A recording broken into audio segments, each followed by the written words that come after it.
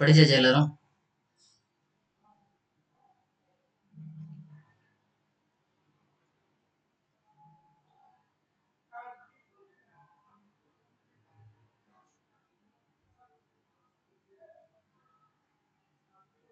சரி, first question. தமிழ் yes ma'am உங்களுக்கானது. நம்மளுடைய கான்ஸ்டியூஷன் முதல்ல கான்ஸ்டியூண்ட் அசம்பிளி வேணும்னு டிமாண்ட் பண்ணது யாரு?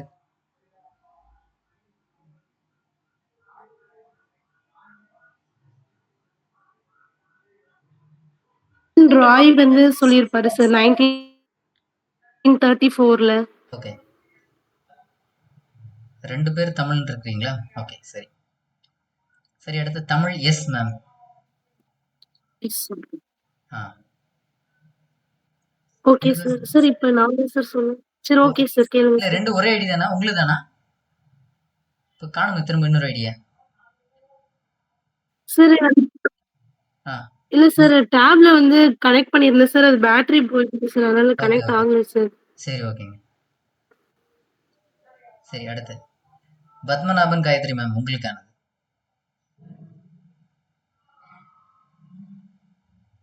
நமக்கு கான்ஸ்டியூஷன் எழுதணும் இல்லையா? அது எத்தனை ஆண்டுகளா நாம எழுதியிருந்தோம்? 2 years 11 months. 11 months 18 days. Okay. அடுத்து நார்மலா காயத்ரின்னு பேர் மட்டும் இருக்கு இல்லையா மேம் உங்களுக்கானது. சரி, நமக்கு இந்த கான்ஸ்டியூஷன்ல நாம எழுதுறதுக்கு யார் பெர்மிஷன் கொடுத்ததுங்க?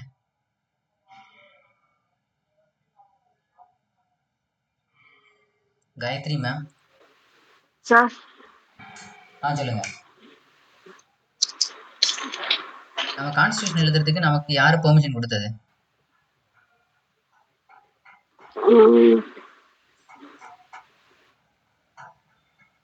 சார் இன்னும் அது வந்து படிக்கல சார். படிச்சுட்டு நான் நெக்ஸ்ட் கிளாஸ் கரெக்டா ஆன்சர் பண்ணிடுறேன் sir. Aishwarya Karthikeyan ma'am. Sir cabinet missions. Okay. அடுத்து சஃப்ரினா சாகுல் மேம். கேபினெட் மிஷனோட ஹெட் யாருங்க?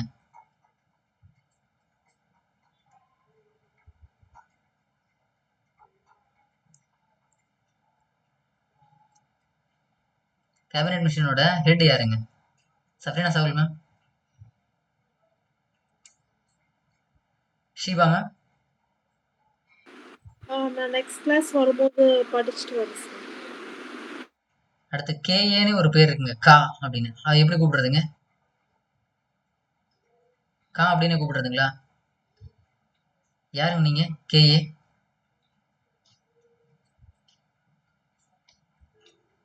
ஹலோ மேம், கேக்குதுங்களா? கேஏ.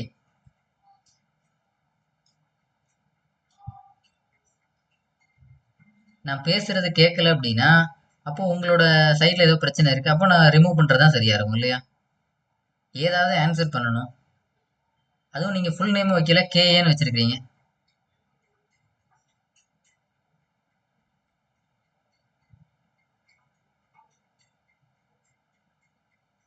நீங்க ஒண்ணு ஆன்சர் பண்ணணும், இல்லைன்னா இங்க இருந்து ரிமூவ் பண்ணிடுவாங்க. ஏதாவது ஒண்ணு பதில் சொல்லுங்க. உங்களுக்கு 2 மினிட்ஸ் டைம் தரேன். அடுத்து எடிட் ஜெனிலா மேம். சொல்லுங்க. Yes sir. சொல்லுங்க. இப்பதான் ஜாயின் பண்ணீங்களா? ஆமா சார், இப்பதான் ஜாயின் பண்ணேன். கேபினெட் மிஷனோட ஹெட் யார் இருந்ததுங்க? ஃபர்ஸ்ட் வந்து சச்சிதானந்த சின்ஹா இருந்தாங்க சார். அதுக்கப்புறம் பெர்மனன்ட் பிரசிடென்ட் வந்து ராஜேந்திர பிரசாத் சார். நான் கேக்குறது கேபினெட் மிஷனோட ஹெட், கான்ஸ்டியூண்ட் அசம்பிளியோட ஹெட் கேட்கல இல்லைங்களா? சார் என்னோட நெட்வொர்க் இப்பதான் எனக்கு இதாயிருச்சு சார். நீங்க என்கிட்ட கேட்ட கொஸ்டின்ஸ் எனக்கு சரியா நான் இது பண்ண முடியல சார். யாருங்க? Safrina Sahul ma'am. Hello sir, கேக்குதா? சொல்லுங்க. Sir Pethick Lawrence sir. நான் எனக்கு நெட்வொர்க் ரீச் ஆகல சார், நான் சொல்ல முடியல சார். சரி, ஓகே. சரி, அடுத்து எடிட் ஜெனிலா மேம் உங்களுக்கு என்ன क्वेश्चंस? Yes sir. நம்மளோட டிராஃப்டிங் கமிட்டி அது எப்போ ஃபார்ம் பண்ணதுங்க?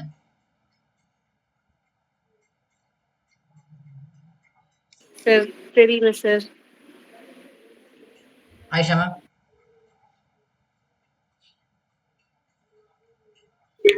Sir August 29. இப்போ இயர் 1946. 47. Yes, sir.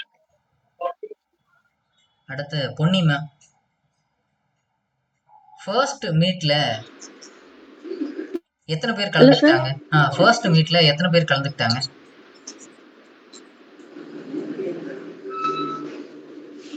சார் ஞாபகம் இல்லையா சார்?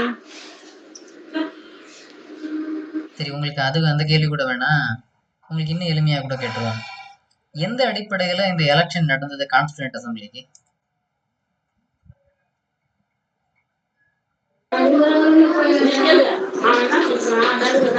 Hello sir. வேணாம், நீங்க மியூட் பண்ணிக்க. ஓகேங்க சார். ட்ரெயின்ல போயிட்டு இருக்கீங்களா?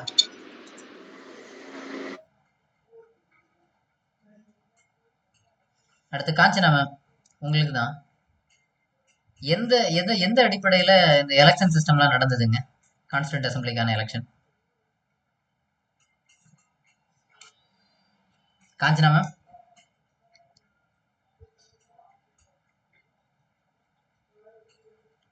காஞ்சனா மேம் ஆன்சர் பண்றீங்களா?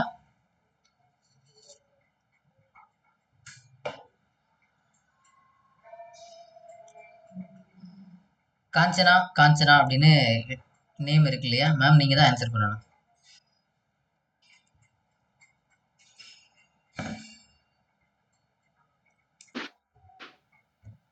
சொல்லுங்க.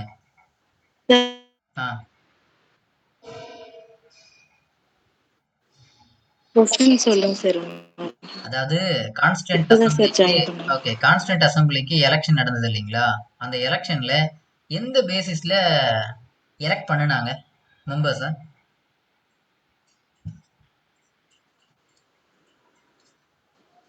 389 மெம்பர்ஸ் தேவைப்பட்டது இல்லையா? அதை எப்படி சூஸ் பண்ணாங்கன்னு கேக்குறேன். எலெக்ட் பண்ணாங்க.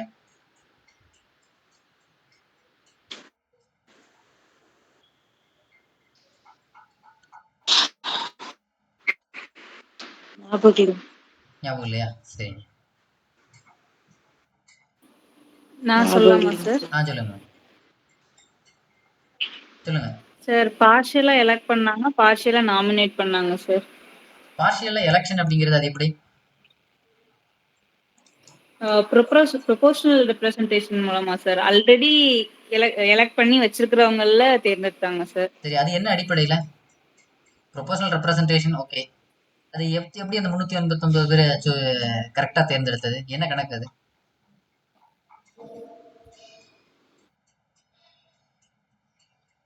அதான் 10 லேக் சார். அதுல ஒரு அடிப்படையில சார் 10 lakhsக்கு ஒரு ஆள்.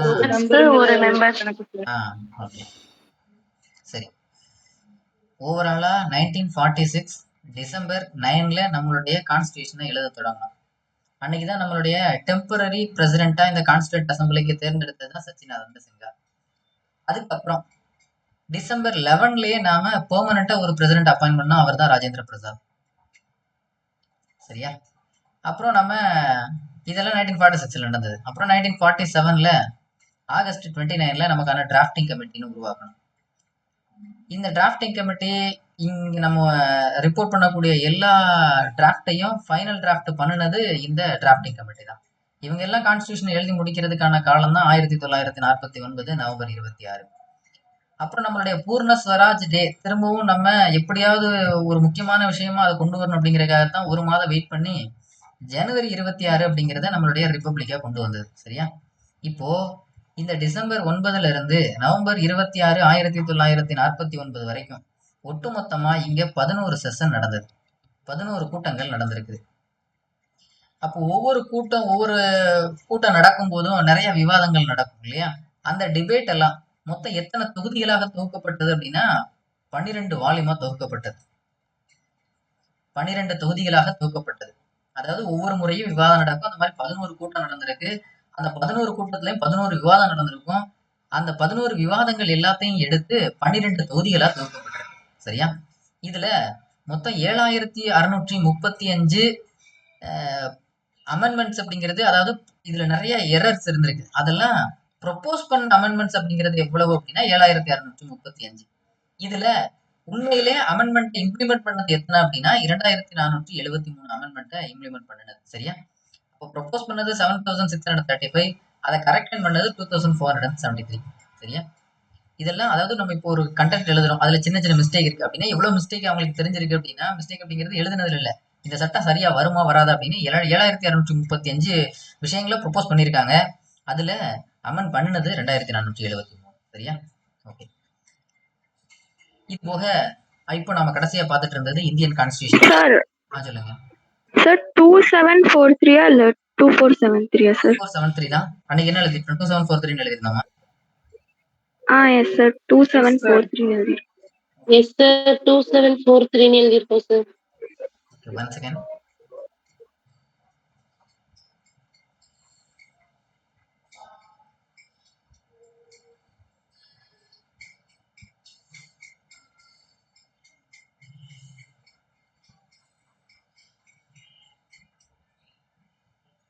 சாரி, 2473 தான். 2473 எழுதிக்கங்க. இதான் கரெக்ட், 2473 தான். இவ்வளோ அமெண்ட்மெண்ட் அன்னைக்கு பண்ணியிருக்கோம். இப்போ நம்ம கடைசியா பார்த்துட்டு இருந்தது salient ஃபீச்சர்ஸ். இதான பார்த்துட்டு இருந்தோம் இல்லையா? சிறப்பு அம்சங்கள் என்ன அப்படிங்கிறது. இதுல ஃபர்ஸ்ட் ஒன் வந்து லென்த்தியஸ்ட் ரிட்டன் கான்ஸ்டிடியூஷன் அப்படின்னு பார்த்துருந்தோம் இல்லையா? எழுதப்பட்ட மிக நீளமான அரசியலமைப்பு நம்மளோடது, லென்த்தியஸ்ட் ரிட்டன் கான்ஸ்டிடியூஷன். இது ஃபர்ஸ்ட் ஃபீச்சர். எழுதப்பட்ட எழுதப்படாத அப்படின்னு ரெண்டு விதமான அரசியலமைப்பு இருக்கு. அதை நம்ம சொல்லியிருந்தோம் இல்லையா? ரிட்டன் கான்ஸ்டிடியூஷன் அப்படிங்கிறது நம்ம நாட்டில் இருக்குது, அப்புறம் அமெரிக்கால தான் முதல்ல ரிட்டன் கான்ஸ்டிடியூஷன் கொண்டு வந்தது. அப்போ நம்மளை ஆட்சி பண்ண இங்கிலாந்துட்டு அவங்க கிட்ட அன்ரிட்டன் கான்ஸ்டிடியூஷன் தான். அப்போ அன்ரிட்டன் எழுதிருக்கவே மாட்டாங்களா அப்படின்னா இல்லை, அது ப்ராப்பரான ஃபார்மெட்ல இருக்காது. நம்மளோடலாம் ப்ராப்பரான ஃபார்மெட்ல இருக்கும். சரியா? சரி, இப்போ நாம லென்த்தியஸ்ட் ரிட்டன் கான்ஸ்டிடியூஷன் அப்படின்னா நம்ம கிட்ட இந்த லென்த்தியஸ்ட் ரிட்டன் கான்ஸ்டிடியூஷனுக்கு பெஸ்ட் எக்ஸாம்பிள் நம்ம நாடு தான், இந்தியா. எக்ஸாம்பிள் இந்தியா, அது போக யூஎஸ்ஏ, அப்புறம் ஜப்பான், பிரான்ஸ், இங்க எல்லாம் ரிட்டன் கான்ஸ்டிடியூஷன் தான். சரியா? எழுதப்பட்ட அரசியலமைப்பு தான். அப்போ அன்ரிட்டன் அப்படிங்கிறதுக்கு அன்ரிட்டன் கான்ஸ்டிடியூஷன் இது முக்கியமானது யூகே, நியூசிலாந்து, இஸ்ரேல், இங்கெல்லாம் எழுதப்படாத அரசியலமைப்பு. சரி, இப்போ நம்ம லென்த்தியஸ்ட் ரிட்டன் கான்ஸ்டிடியூஷன்னா எவ்வளவு இருக்கு, நம்ம லென்த்தியஸ்ட்னா எவ்வளவு இருக்கு அப்படின்னு தெரியணும் இல்லையா? அன்னைக்கு எழுதி முடிக்கும் போது 395 ஆர்டிகல் இருந்தது. ஷரத்துகள் 395 ஷரத்துகள். சார் ஒரு சொல்லுங்க. புரியல சார். இந்தியா, யுஎஸ்ஏ, ஜப்பான், பிரான்ஸ்னு கொடுத்துருக்கீங்க சார். அப்புறம் அன்ரிட்டன் டாக்குமெண்ட்ல வந்து யூகே, நியூசிலாந்து, இஸ்ரேல்னு கொடுத்துருக்கீங்களா சார்? ஆமா சார், இது நீங்க போன கிளாஸ் அட்டன் பண்ணீங்களா?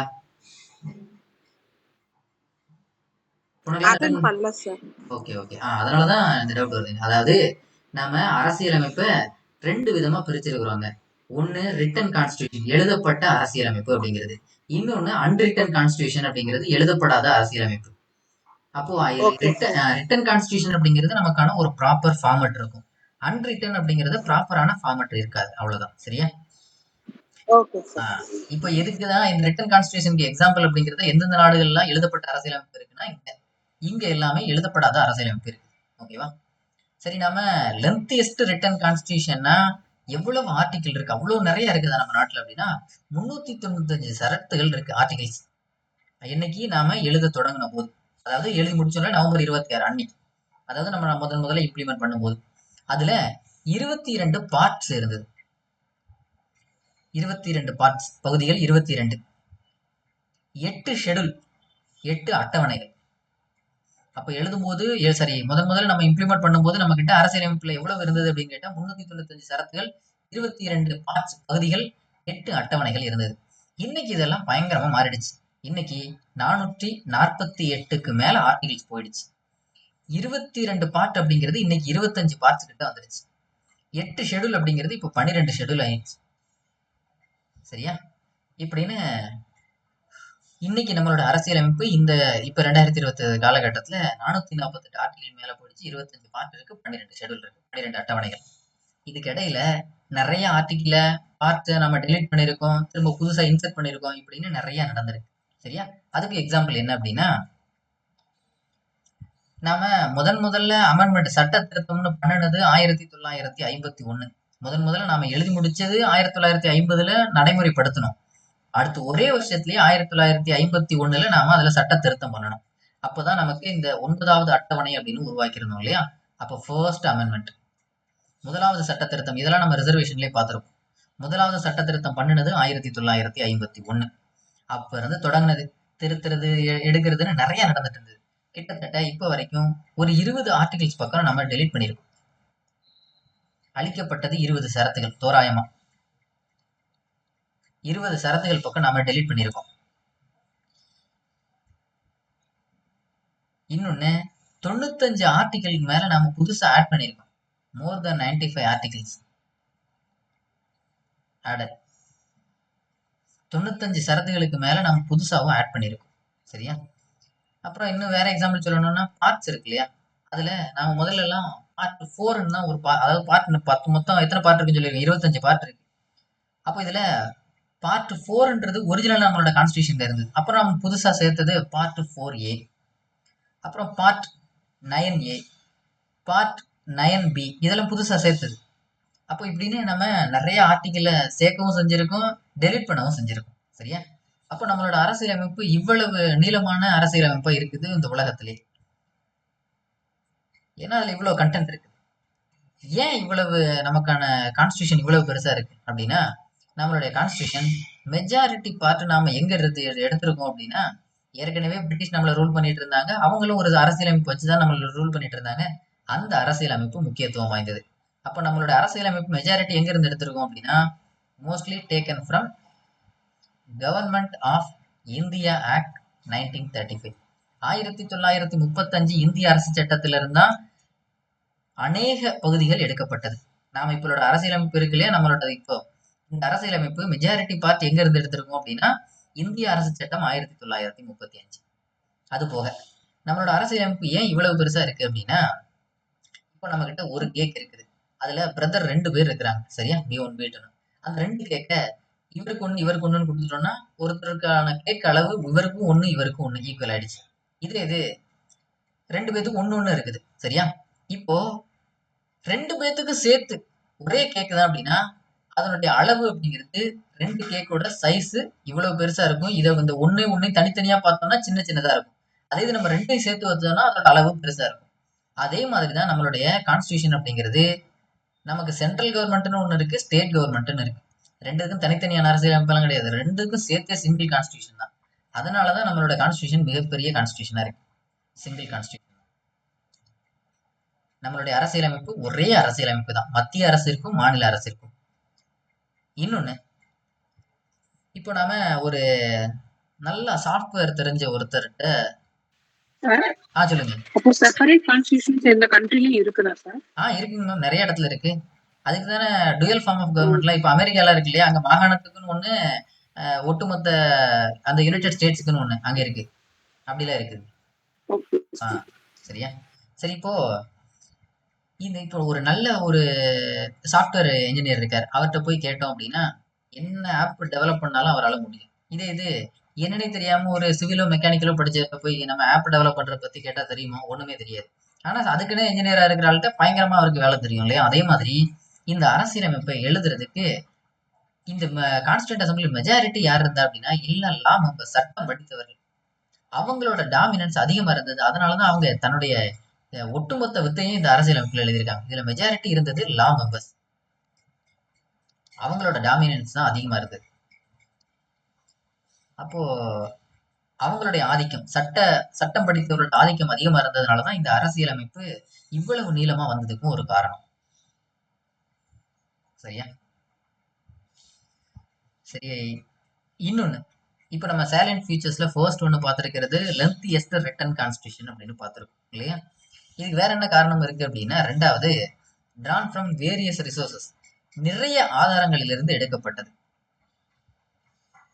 drawn from various resources, நிறைய ஆதாரங்களிலிருந்து எடுக்கப்பட்டது. வெறும் நம்மளுடைய இந்தியர்கள் மட்டுமே உட்கார்ந்து எழுதுனது இல்லை. நம்மளோட அரசியலமைப்பு நிறைய நாடுகளோட அரசியலமைப்பை எடுத்து அதை நாம அனலைஸ் பண்ணி நமக்கு தகுந்த மாதிரி அரசியலமைப்பை எழுதியிருந்தோம். அப்ப இந்த அரசியலமைப்பு அப்படிங்கிறது borrowed from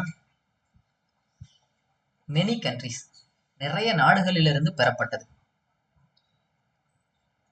அது போக பிரிட்டிஷ் நம்மளை ரூல் பண்றதுக்கு பயன்படுத்தின கவர்மெண்ட் ஆஃப் இந்தியா ஆக்ட் 1935. இதனாலதான் நம்ம நாட்டோட அரசியலமைப்பு இவ்வளவு லென்த்தியா இருக்கிறதுக்கு காரணம். சரியா? இந்த அரசியல் அமைப்புல மொத்தம் 3 பார்ட்டா பிரிக்கலாம். ஒன்னு ஸ்ட்ரக்சரல் பார்ட். ஸ்ட்ரக்சரல் பார்ட் முக்கியமான பகுதி இந்த ஸ்ட்ரக்சரல் பார்ட் தான். இந்த ஸ்ட்ரக்சரல் பார்ட் அப்படிங்கிறது நாம எங்க இருந்து எடுத்துக்கிட்டோம் அப்படின்னா, நம்ம பிரிட்டிஷ் நம்மளை ரூல் பண்றதுக்கு பயன்படுத்தின கவர்மெண்ட் ஆஃப் இந்தியா ஆக்ட் 1935. நம்ம இன்னும் அந்த அரசியலமைப்பு உள்ள நம்ம படிக்கும் போதெல்லாம் தெரியும், பேசிக் ஸ்ட்ரக்சர் அப்படின்னு ஒரு வார்த்தை இருக்கும். அடிப்படை கட்டமைப்பு, பேசிக் ஸ்ட்ரக்சர், அடிப்படை கட்டமைப்பு. இந்த பேசிக் ஸ்ட்ரக்சர் அப்படிங்கிற விஷயம் என்ன அப்படின்னா, ஒரு அரசியலமைப்பு இப்ப நம்ம சொல்லியிருந்தோம், நிறைய ஆர்டிகளை டெலீட் பண்ணியிருந்தோம், நிறைய ஆர்டிகளை புதுசா சேர்த்திருந்தோம் அப்படின்னா என்ன அர்த்தம்? அங்க திருத்தம் பண்ணியிருக்கோம்னு அர்த்தம். அப்ப இந்த கட்டமைப்பு பகுதின்னு ஒண்ணு இருக்கு இல்லையா, இத ஒருபோதும் திருத்தவே முடியாது. அப்ப இந்த பேசிக் ஸ்ட்ரக்சர் இருக்கு இல்லையா, அங்க நம்மளால அமெண்ட் பண்ணவே முடியாது. Gantt amend. திருத்தப்பட முடியாத ஒரு பகுதி அப்படிங்கிறது இதுதான். இப்போ நம்மளால ஒரு மரம் இருக்குது, அதுல கிளைகள் நிறைய வந்துட்டு இருக்கு, அது நம்ம வீட்டுக்கு டிஸ்டர்பன்ஸ் இருக்குன்னா கிளையை வெட்டலாம். அதுக்காக மரத்தை வேரோடய வெட்டுறது தப்பு இல்லையா? அந்த மாதிரி இந்த அரசியல் அமைப்புல பேசிக் ஸ்ட்ரக்சர் அப்படிங்கிறது ரொம்ப இம்பார்ட்டன்டான ஒரு பார்ட். அதனாலதான் இந்த ஸ்ட்ரக்சரல் பார்ட் அப்படிங்கிறது எதை குறிக்குது அப்படின்னா நம்மளுடைய பேசிக் ஸ்ட்ரக்சர். அது எங்க இருந்து எடுத்திருக்கோம் அப்படின்னா கவர்மெண்ட் ஆஃப் இந்தியா 1935ல இருந்து. சரியா? அப்ப கட்டமைப்பு பகுதி அப்படிங்கிறது எதை குறிக்குது? பேசிக் ஸ்ட்ரக்சர். அது எங்க இருந்து எடுத்திருக்கோம் அப்படின்னு கேட்டா கவர்மெண்ட் ஆஃப் இந்தியா 1935. சரியா? இன்னும் வேற எதை சொல்லலாம் அப்படின்னா, நம்ம ஜுடிஷியரி இருக்கு இல்லையா, அதை நாம ஏதாவது தலையிட முடியுமா? யாராலையும் தலையிட முடியாது. அப்ப இன்னும் எக்ஸாம்பிள் அப்படிங்கிறது நாம எதை சொல்லலாம்? பேசிக் ஸ்ட்ரக்சர் ஒண்ணு, வேற இண்டிபெண்டன்ஸ் ஆஃப் ஜுடிஷியரி. ஸ்டக் ஆகுது. சார் வாய்ஸ் பிரேக் ஆகுது. Okay, one second.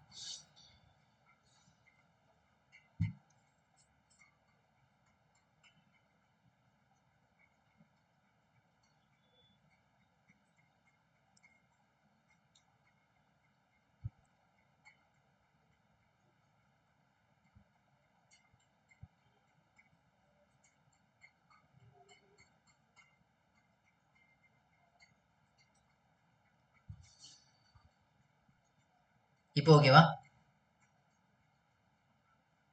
Okay sir. Yes sir. Okay. அப்போ இண்டிபெண்டன்ஸ் ஆஃப் ஜுடிஷியரி,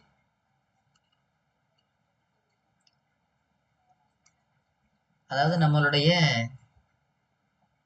நீதிமன்றங்கள் இருக்கு இல்லையா, அந்த நீதிமன்றங்களோட விவகாரங்கள்ல யாராலையும் தலையிட முடியாது. அப்போ அதுவுமே என்ன, அதுல ஏதாவது நம்மளால மாற்றம் பண்ண முடியுமானா கண்டிப்பா கிடையாது. அப்போ இந்த ஸ்ட்ரக்சரல் பார்ட் அப்படிங்கிறது எதெல்லாம் குறிக்குது அப்படின்னா, நம்மளுடைய basic structure, independence of judiciary, இதெல்லாம் எங்க இருந்து நம்ம மெஜாரிட்டி எடுத்துக்கணும் அப்படின்னா நம்ம கவர்மெண்ட் ஆஃப் இந்தியா ஆக்ட்ல இருந்து. சரியா? அடுத்து பிலாசபிக்கல் பார்ட், தத்துவ ரீதியான பகுதி. பிலாசபிக்கல் பார்ட் இது என்ன அப்படின்னா, நம்மளுடைய நாட்டில் இந்த பிலாசபிக்கல் பார்ட் அப்படிங்கிறது நம்மளோட கான்ஸ்டியூஷன்ல எதை குறிக்குது அப்படின்னா ஃபண்டமெண்டல் ரைட்ஸ், அடிப்படை உரிமை. அது மட்டும் இல்லாம டிபிஎஸ்பி. டிபிஎஸ்பி அப்படிங்கிறது அரசுக்கு வழிகாட்டும் நெறிமுறை கோட்பாடுகள். Fundamental rights, DPSP. இந்த ஃபண்டமெண்டல் ரைட் அப்படிங்கிறது நாம எங்க இருந்து எடுத்துக்கிட்டோம்னா அமெரிக்கால இருந்து எடுத்துக்கிட்டோம். டிபிஎஸ்பி அப்படிங்கிறது அயர்லாந்துல இருந்து எடுத்துக்கிட்டோம், ஐரிஷ். டிபிஎஸ்பி அப்படிங்கிறது அரசுக்கு வழிகாட்டும் நெறிமுறை கோட்பாடுகள். அரசுக்கு வழிகாட்டும் நெறிமுறை கோட்பாடுகள். Directive principles of state policy அப்படின்னு பேரு. சரியா? அரசுக்கு வழிகாட்டும் நெறிமுறை கோட்பாடுகள். இது ரெண்டும் நம்மளுடைய பிலாசபிக்கல் பார்ட். நம்மளுடைய ஒட்டுமொத்த அரசியலமைப்பு எப்படி பிரிச்சிருக்கோம் அப்படின்னா, ஒன்னு ஸ்ட்ரக்சரல் பார்ட், இன்னொன்னு பிலாசபிக்கல் பார்ட். இதெல்லாம் என்னன்னு உள்ள படிக்கும்போது உங்களுக்கு புரியும். மூணாவது பொலிட்டிக்கல் பார்ட். பொலிட்டிக்கல் பார்ட் அரசியல் ரீதியான பகுதி. இது எதை சொல்லுது அப்படின்னா, அரசியல்னாலே என்ன, இங்க நாம ஆள்றதுக்கு தேவையானது இல்லையா? அப்போ நாம எதை சொல்லுவோம், இங்க ரிலேஷன் பிட்வீன், முதல்ல சட்டம் இயற்றணும் இல்லையா, அதுக்கு லெஜிஸ்லேட்டிவ். சட்டம் இயற்றக்கூடிய அதிகாரம் எங்க இருக்கு? பாராளுமன்றத்துல. அப்ப லெஜிஸ்லேட்டிவ். அந்த லெஜிஸ்லேட்டிவ் அதை சக்சஸ் பண்ணக்கூடியது யாரு, அல்லது அதை எக்ஸிக்யூட் பண்ணக்கூடியது யாரு? எக்ஸிகியூட்டிவ், நிர்வாகம். ஒண்ணு சட்டம் இயற்றும் கூடிய அந்த துறை, சட்டம் இயற்றும் துறை. இரண்டாவது நிர்வாகத்துறை. இந்த ரெண்டுக்கு இருக்கக்கூடிய தொடர்பு தான் நாம என்ன சொல்றோம் அப்படின்னா அரசியல் ரீதியான பகுதி. இதை நாம எங்க இருந்து எடுத்துக்கிட்டோம் அப்படின்னா, இதை பிரிட்டனோட கான்ஸ்டிடியூஷன்ல இருந்து எடுத்துக்கிட்டோம். ஸ்கிரீன் விசிபிளா இல்ல சார். விசிபிள் இல்லையா? யாருக்குமே விசிபிள் இல்லையா? இல்ல சார், தெரியுது சார். உங்களுக்கு தான் சிக்னல் பிரச்சனைங்க. கிளியரா இருக்கு சார். சரி. அப்போ அரசியலமைப்பு அப்படிங்கிறது மொத்தம் நாம 3 பகுதியா இதெல்லாம் நமக்கு கேள்வியில கேட்க போறதுல ஜஸ்ட் ஓகே சார், தெரிஞ்சுக்கிறது. Okay sir. சரியா? அப்போ structural part, philosophical part, political part அப்படின்னு 3 பிரிச்சிருக்கும். இப்போ இந்த கான்ஸ்டிடியூஷன்ல எந்தெந்த நாட்டுல எங்க இருந்து எடுத்திருக்கோம் அப்படிங்கிறத இப்போ நான் ஜஸ்ட் எக்ஸாம்பிளுக்கு சொல்றேன். USA, United States of America, இங்க இருந்து நாம அரசியலமைப்பு எடுத்துக்கிட்டோம். அங்க என்னென்ன அரசியலமைப்புல இருக்கக்கூடிய பகுதி எதெல்லாம் எடுத்துக்கிட்டோம் அப்படின்னா, 1 பிரியாம்பிள், முகவுரை. இது நாம யுஎஸ்ல இருந்து எடுத்துக்கிட்டது 1. பிரியாம்பிள் அப்படிங்கிறது முகவுரை தமிழ்ல. அடுத்து ஃபண்டமெண்டல் ரைட்ஸ், அடிப்படை உரிமை. அதுவும் நாம யுஎஸ்ல இருந்து எடுத்துக்கிட்டதா அடிப்படை உரிமை. 3வது ஃபெடரல் ஸ்ட்ரக்சர், கூட்டாட்சி முறை. ஃபெடரல் ஸ்ட்ரக்சர் இதுவும் நாம யுஎஸ்ல இருந்து எடுத்துக்கிட்டதுதான். இந்த டேட்டா இருக்கு இல்லையா, இதெல்லாம் வெறும் டேட்டா தான். இதுல நம்ம சொல்றதுக்கு ஒண்ணும் இல்லை. இதை நான் ஸ்கூல் புக்ல இருக்கக்கூடிய அந்த டேபுலேஷன் அப்படியே அனுப்புறேன். நீங்க அதை காப்பி பண்ணிக்கிட்டா போதும். சரியா? இதுக்கு மட்டும் ஒரு 2 பேஜ் மட்டும் ஒதுக்கிக்கோங்க. இது வெறும் டேட்டா தான். இதுல வேற எதுவும் இருக்கு, எந்த நாட்டுல இருந்து நாம எந்த பகுதி எடுத்துருக்கிறோம்னு அந்த பகுதியெல்லாம் உள்ள எக்ஸ்பிளைன் பண்ணும்போது உங்களுக்கு புரிஞ்சிடும். சரியா? அதுல நம்ம ஸ்கூல் புக்ல ஒரே ஒரு டேட்டா மட்டும் மாறி இருக்கும். என்ன அப்படின்னா, இந்த கன்கரண்ட் லிஸ்ட்னு ஒண்ணு இருக்கும், பொதுப்பட்டியல் அப்படின்னு. இந்த பொதுப்பட்டியலை நம்ம ஸ்கூல் புக்ல எங்க கொடுத்துருப்பாங்க அப்படின்னா, கனடால கொடுத்துருப்பாங்க. அங்க இருந்து எடுத்திருந்தோம். ஆனா அது எந்த நாட்டுல இருந்து எடுக்கப்பட்டது அப்படின்னு கேட்டா ஆஸ்திரேலியா. இதை மட்டும் பக்கத்துல நோட் பண்ணி வச்சுக்கோங்க. இது மட்டும் ஸ்கூல் புக்ல தப்பா இருக்கு. கன்கரண்ட் லிஸ்ட் அப்படிங்கிறது நம்ம ஆஸ்திரேலியால இருந்து எடுத்திருக்கோம். இதை மட்டும் நோட் பண்ணிக்கோங்க. பொதுப்பட்டியல் அப்படின்னு இருக்கும். பொதுப்பட்டியல் நாம எடுத்தது ஆஸ்திரேலியால இருந்து, ஆனா ஸ்கூல் புக்ல கனடான்றோம். அதை மட்டும் மாத்திக்கணும். ஓகேவா? இது நமக்கு வெறும் ஜஸ்ட் டேபுலேஷன் தான். இதை நீங்க ஒரு முறை மனப்பாடம் பண்ணாலே போதுமானது. சரியா? அடுத்து அப்போ ஸ்பெஷல் ஃபீச்சர்ஸ்ல 3வது, முதலாவது லென்த்தியஸ்ட் ரிட்டன் கான்ஸ்டிடியூஷன், 2வது டிராஃப்ட் ஃப்ரம் வேரியஸ் ரிசோர்சஸ் அப்படிங்கிறது. அடுத்து 3வது blend of rigidity and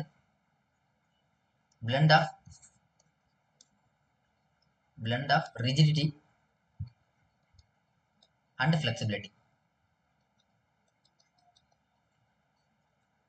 blend of rigidity and flexibility அதாவது நெகிழும் மற்றும் நெகிழா தன்மை கொண்டது.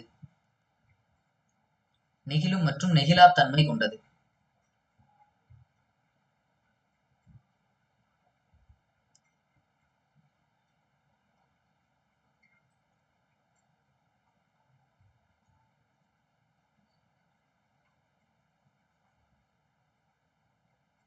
சரி, நெகிழும் மற்றும் நெகிழா சொல்லுங்க சார், நம்ம வந்து இப்போ வந்து இது வேரியஸ் கண்ட்ரீஸ்ல இருந்து பாரோ பண்ணிருக்கோம்னு பார்த்தோம்ல சார். ஆமாங்க. அது மொத்தம் 60 கண்ட்ரீஸ் தானே சார்? 60 கண்ட்ரீஸ்ங்க. 64 லேக் செலவு பண்ணிருக்கோம். அதையும் பார்க்க. ஓகே. 60 நாடுகள்ல இருந்து எடுக்கப்பட்டது 64 லட்சம் ரூபாய் செலவு பண்ணிருக்கோம் நம்மளோட அரசியலமைப்பு எழுத. இது அன்னைக்கு டேட்டுக்கு. ஓகேவா? சரி சார், அதனால பேக் ஆஃப் பாரோயிங்ஸ்னு சொல்லுவாங்கல்ல இந்தியன் கான்ஸ்டிடியூஷன். சொல்றேன். அதெல்லாம் கிரிட்டிசிசம் இருக்கு இல்லையா, அதெல்லாம் சொல்றேன். ஓகே. சரி, அடுத்து blend of rigidity and flexibility. இந்த ரிஜிடிட்டி அப்படிங்கிறது எந்த நாட்டோட அரசியலமைப்பு ரிஜிடா இருக்கும் அப்படின்னா யூஎஸோட அரசியலமைப்பு ரிஜிடா இருக்கும். ஃபிளெக்சிபிலிட்டிக்கு எக்ஸாம்பிள் என்ன அப்படின்னா யூகே. ஃபிளெக்சிபிலிட்டிக்கு யூகே, ரிஜிடிட்டிக்கு யூஎஸ். சரி, அப்படி என்ன அப்படின்னா, இப்போ ரிஜிட் ஃபிளெக்சிபிள்னு சொல்றோம் இல்லையா. இப்போ நம்மளோட அரசியலமைப்பு இருக்கு இல்லையா, நம்ம ஏதோ ஒரு சட்டத்திட்டம் எதுவும் வேணாலும் இருக்கட்டும், நம்ம இந்தியாவில் நம்மளோட அரசியலமைப்பை யார் வேணாலும் நினைச்சா மாற்ற முடியுமா அப்படின்னு கேட்டா கண்டிப்பா கிடையாது. யார் வேணாலும் போய் மாற்ற முடியாது. ஏன்னா அந்த சட்டம் எழுதுனது அப்படின்னா அதற்கு கீழே தீர்ப்பு சொல்றது ஏழையா இருந்தாலும் பணக்காரலா இருந்தாலும் எல்லாத்துக்கும் ஒரே மாதிரி தான். அப்ப நம்மளால இதை மாற்ற முடியுமானா அவ்வளவு எளிமையா மாற்ற முடியாது. இது நாம ஒரு மன்னராட்சி மாதிரி இருக்குன்னு வச்சுக்கோங்க. ஒரு கிங் இருக்காரு. இப்ப மன்னராட்சி நடக்கும்போது இன்னைக்கு ஒருத்தர் தப்பு பண்ணிட்டாருன்னு போய் நிக்கிறாரு, அவருக்கு ஒரு தீர்ப்பு சொல்லுவாரு. இதே மாதிரி மறுநாள் அல்லது ஒரு வருஷம் கழிச்சு இன்னொருத்தர் இதே மாதிரி வேற ஒரு தப்பு பண்ணி போய் நிக்கிறாரு, அவர் அன்னைக்கு சொல்ற தீர்ப்பு வேற மாதிரியா இருக்கலாம் இல்லையா. இப்படின்னு மாறிட்டே இருக்கலாம். ஆனா ஒரு கான்ஸ்டிடியூஷன் அப்படிங்கிறது ரிட்டனா இருந்தது அப்படின்னா அதை யாராலையும் ஒண்ணும் பண்ண முடியாது இல்லையா. அப்போ இந்த ரிஜிடிட்டி அப்படிங்கிறது யூஎஸ்ல இருந்து எடுத்திருக்கோம். அதை அவ்வளவு ஈஸியா மாத்தவே முடியாது. ஃபிளெக்சிபிலிட்டி அப்படிங்கிறது மாத்திட்டே இருக்கலாம். அப்போ நம்மளோட கான்ஸ்டியூஷன் எப்படி இருக்கு அப்படின்னா ரிஜிடிட்டியும் ஃபிளெக்சிபிலிட்டியும் கலந்தது. அதாவது முழுமையான ரிஜிடும் கிடையாது, முழுமையான ஃபிளெக்சிபிலிட்டியும் கிடையாது. இப்போ எக்ஸாம்பிளுக்கு நம்ம ப்ரீஆம்பிள்னு ஒரு பகுதி இருக்கு. ப்ரீஆம்பிள்ல சாவரனிட்டி அப்படின்னு ஒரு வார்த்தை இருக்கு. சாவரனிட்டி அப்படின்னா இறையாண்மை அப்படின்னு அர்த்தம். இறையாண்மை, சாவரனிட்டி அப்படின்னா இறையாண்மை. இப்போ நம்ம இந்தியாங்கிற ஒரு நாடு இருக்குது. இப்போ சைனா நம்மளோட இடத்த ஏதோ ஒரு இடத்த ஆக்குபை பண்ணிட்டே இருக்கு. அப்போ இறையாண்மை அப்படிங்கிறது என்ன? நமக்கு நம்மளோட இந்தியாவுக்கு உட்பட்ட எல்லை இருக்கு இல்லையா, இதுக்குள்ள நாம மட்டும்தான் முடிவெடுக்கணும். வேற அந்நிய நாட்டில இருந்து எந்த விதமான உள்ள அழுத்தமோ எதுவுமே இருக்கக்கூடாது. ஆனா இப்ப சைனா நம்மளோட இடத்த ஆக்குபை பண்ணுது அப்படின்னா நம்மளுடைய இறையாண்மைக்கு மிகப்பெரிய பாதிப்பு ஏற்படுது இல்லையா. அப்போ அந்த இறையாண்மை அப்படிங்கிற இந்த ஒரு வார்த்தையை எந்த விதத்திலையும் நாம சேஞ்ச் பண்ணவோ எதுவுமே முடியாது. ஏன்னா ஒரு நாட்டுக்கு ரொம்ப அடிப்படை தேவையானது. அப்போ இந்த வார்த்தையை ஒருபோதும் நம்மளால சேஞ்ச் பண்ண முடியாது. இது ரிஜிட். சரி, இது நமக்கு ஆர்டிக்கிள்ல நம்ம இந்தியாவுக்குள்ள தமிழ்நாடு இருக்கு, கேரளா இருக்கு. அப்போ ஒருவேளை நமக்கு தமிழ்நாட்டுக்கு இடம் தேவைப்படுது அப்படிங்கும்போது தமிழ்நாடையும் கேரளாவையும் ஒரே மாநிலமா சேர்த்து மாத்தணும்னா அதுக்கு தாராளமா மாத்தலாம். அதுக்கு ஈஸியா நம்மளால ஃபிளெக்சிபிளாவே பார்லிமெண்ட்ல அது வேலை நடக்கும். அப்போ அதுக்கு ஃபிளெக்சிபிலிட்டி. அப்போ நம்மளோட கான்ஸ்டியூஷன் அப்படிங்கிறது ரிஜிடாவும் இருக்கு, ஃபிளெக்சிபிளா இருக்கு. ஆனா கம்ப்ளீட்டா ரிஜிட் கிடையாது, கம்ப்ளீட்டா ஃபிளெக்சிபிலிட்டி கிடையாது. நெகிழும் மற்றும் நெகிழாத்தன்மை கொண்டது நம்ம இந்திய அரசியலமைப்பு. சரியா? கம்ப்ளீட்டா ரிஜிடும் கிடையாது, கம்ப்ளீட்டா ஃபிளெக்சிபிளும் கிடையாது. அப்போ நம்மளுடைய கான்ஸ்டியூஷன் ஆஃப் இந்தியா, இந்திய அரசியலமைப்பானது ரிஜிட், ஃபிளெக்சிபிள். இதை நமக்கு கேள்வியில பதில் எப்படி கொடுக்கலாம் அப்படின்னா முழுமையா நெய்தர் ரிஜிட் நாட் ஃபிளெக்சிபிள் அப்படின்னு கொடுக்கலாம். இல்ல பார்ட்லி ரிஜிட் பார்ட்லி ஃபிளெக்சிபிள் எப்படி வேணாலும் கொடுக்கலாம். ஆனா ஒருவேளை ரெண்டுமே இருந்தது அப்படின்னு கேட்டா சரியான ஆன்சர் அப்படிங்கிறது இந்த நெய்தர் ரிஜிட் நாட் ஃபிளெக்சிபிள் தான். முழுமையா நெகிழாத்தன்மையும் கிடையாது, முழுமையான நெகிழும் தன்மையும் கிடையாது. சரியா? இதுதான் நம்ம இந்திய அரசியலமைப்பு. முழுமையான நெகிழாத்தன்மையும் கிடையாது, முழுமையான நெகிழும் தன்மையும் கிடையாது. ஏன்னா நம்ம அரசியலமைப்புல இப்ப பாராளுமன்றத்துல ஏதாவது ஒரு சட்டத்தை கொண்டு வரனே கூட 33% அந்த விமன் ரிசர்வேஷனை கொண்டு வந்திருக்காங்க இல்லையா. அப்போ நம்மளோட அரசியலமைப்பு சிம்பிள் மெஜாரிட்டி இருக்கு, ஸ்பெஷல் மெஜாரிட்டி இருக்கு, அப்சல்யூட் மெஜாரிட்டி அப்படின்னா இருக்குது. இதெல்லாம் நம்ம உள்ள வரும்போது பார்ப்போம். அப்போ நம்மளால அரசியலமைப்புல பாராளுமன்றத்தின் மூலமாக சட்ட திருத்தம் எது வேணாலும் பண்ணலாம். பண்ற மாதிரி இருந்துச்சுன்னா அது ஃபிளெக்சிபிள், பண்ணவே முடியாதுன்னா அது ரிஜிட். அப்போ அந்த ரிஜிட் அப்படிங்கிற வார்த்தை அந்த பேசிக் ஸ்ட்ரக்சர் அப்படிங்கிற ஒரு வார்த்தையில இருக்கக்கூடியது. சரியா? அப்போ நம்மளோட அரசியலமைப்பு எப்படிப்பட்டது அப்படின்னா ரிஜிடாவும் முழுமையான ரிஜிடும் கிடையாது, முழுமையான ஃபிளெக்சிபிளும் கிடையாது. ஓகேவா? இது நம்மளுடைய அரசியலமைப்பு. முழுமையான நெகிழும் தன்மையும் கிடையாது, முழுமையான நெகிழா தன்மையும் கிடையாது. அடுத்து 4வது special future, federal system with unitary bias. Federal system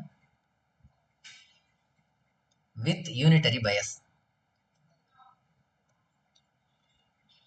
அதாவது கூட்டாட்சி முறை அல்லது தமிழ் எழுதும்போது ஒற்றை தலைமை கொண்ட கூட்டாட்சி அப்படின்னு கூட எழுதி, ஒற்றை தன்மை கொண்ட கூட்டாட்சி, ஒற்றை தன்மை கொண்ட கூட்டாட்சி.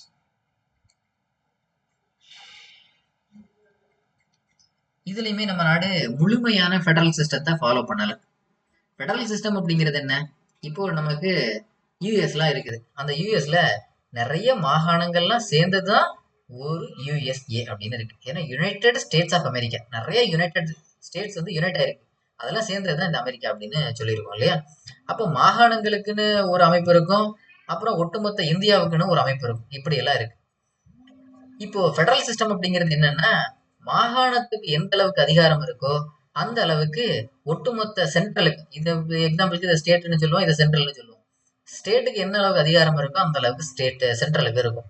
இப்போ நம்ம தமிழ்நாடு இருக்குது ஸ்டேட், இந்தியாங்கிறது சென்ட்ரல் கவர்மெண்ட். ரெண்டு பேத்துக்கு ஈக்குவல் பவர் இருந்ததுன்னா அது ஃபெடரல் கவர்மெண்ட் அப்படின்னு பேர், கூட்டாட்சி முறை. இப்போ நம்மளோடது கூட்டாட்சி முறையா அப்படின்னு கேட்டா இங்க சென்ட்ரல் கவர்மெண்ட்டும் இருக்கு, இங்க ஸ்டேட் இருக்கு. நமக்கு இங்க யாருக்கு அதிகாரம் அதிகமா இருக்கு அப்படின்னா சென்ட்ரல் கவர்மெண்ட்டுக்கு தான். அதனால நம்மளோடது முழுமையான கூட்டாட்சி முறை கிடையாது. அப்ப முழுமையான கூட்டாட்சி நம்மளோடது இருக்கா இல்லையான்னு கேட்டா கண்டிப்பா இல்லை. ஏன்? இங்க யாருக்கு அதிகாரம் அதிகமா இருக்குன்னா சென்ட்ரலுக்கு. அதனாலதான் நம்மளோட என்ன சொல்றோம் அப்படின்னா அரைகுறை கூட்டாட்சி அப்படின்னு சொல்றோம், குவாசி ஃபெடரல் அப்படின்னு சொல்லுவோம். அப்ப நம்மளுடைய அரசியலமைப்பு அப்படிங்கிறது முழுமையான கூட்டாட்சி முறை கிடையாது, குவாசி ஃபெடரல். சரி, இப்போ நம்ம ஃபெடரல் சிஸ்டம்னு சொல்றோம் இல்லையா? அப்படின்னா அப்ப என்ன அர்த்தம்?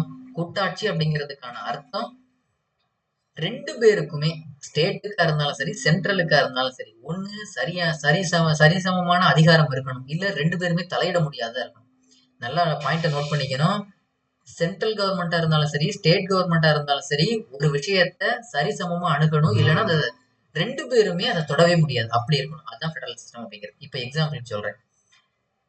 நம்ம இந்திய அரசியலமைப்பின்படி அதிகாரங்கள் 2க்கும், சென்ட்ரலுக்கும் ஸ்டேட்டுக்கும் அதிகாரங்கள் பிரிச்சு கொடுத்திருக்காங்க. அப்போ அதனால நாம ஓரளவுக்கு ஃபெடரல் அப்படின்னு சொல்றோம்.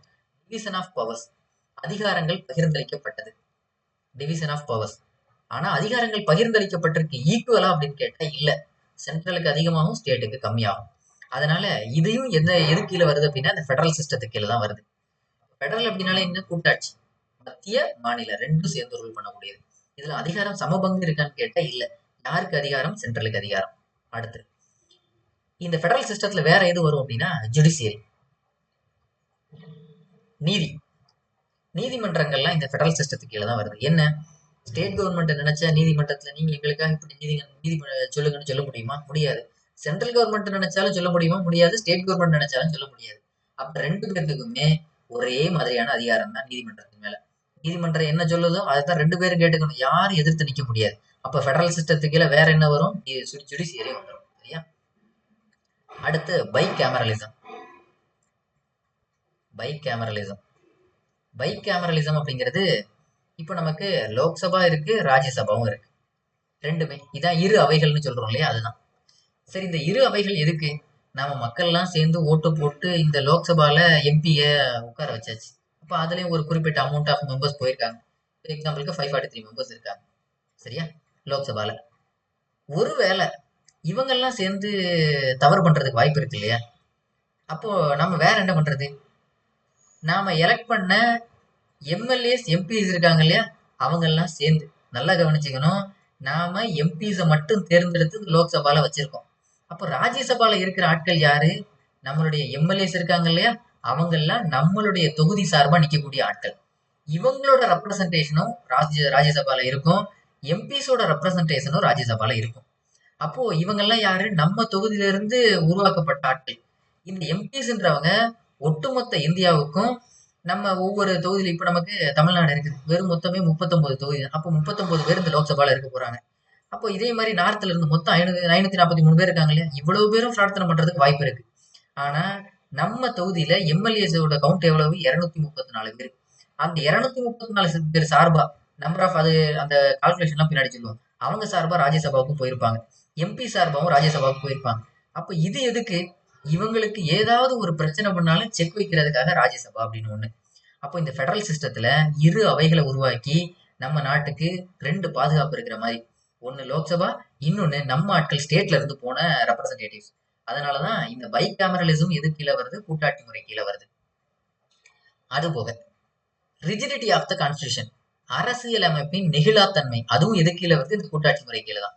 Rigidity of the constitution, rigidity of the constitution அதாவது அரசியலமைப்பின் நெகிழாத்தன்மை. இது என்ன அப்படின்னா, இப்போ ஒரு பார்ட்ட எந்த விதத்திலையும் அமெண்ட் பண்ணவே முடியாது அப்படின்னா ஸ்டேட்டாலையும் ஒண்ணும் பண்ண முடியாது, சென்ட்ரல் லைன்லையும் ஒண்ணும் பண்ண முடியாது. அப்போ இது என்னங்க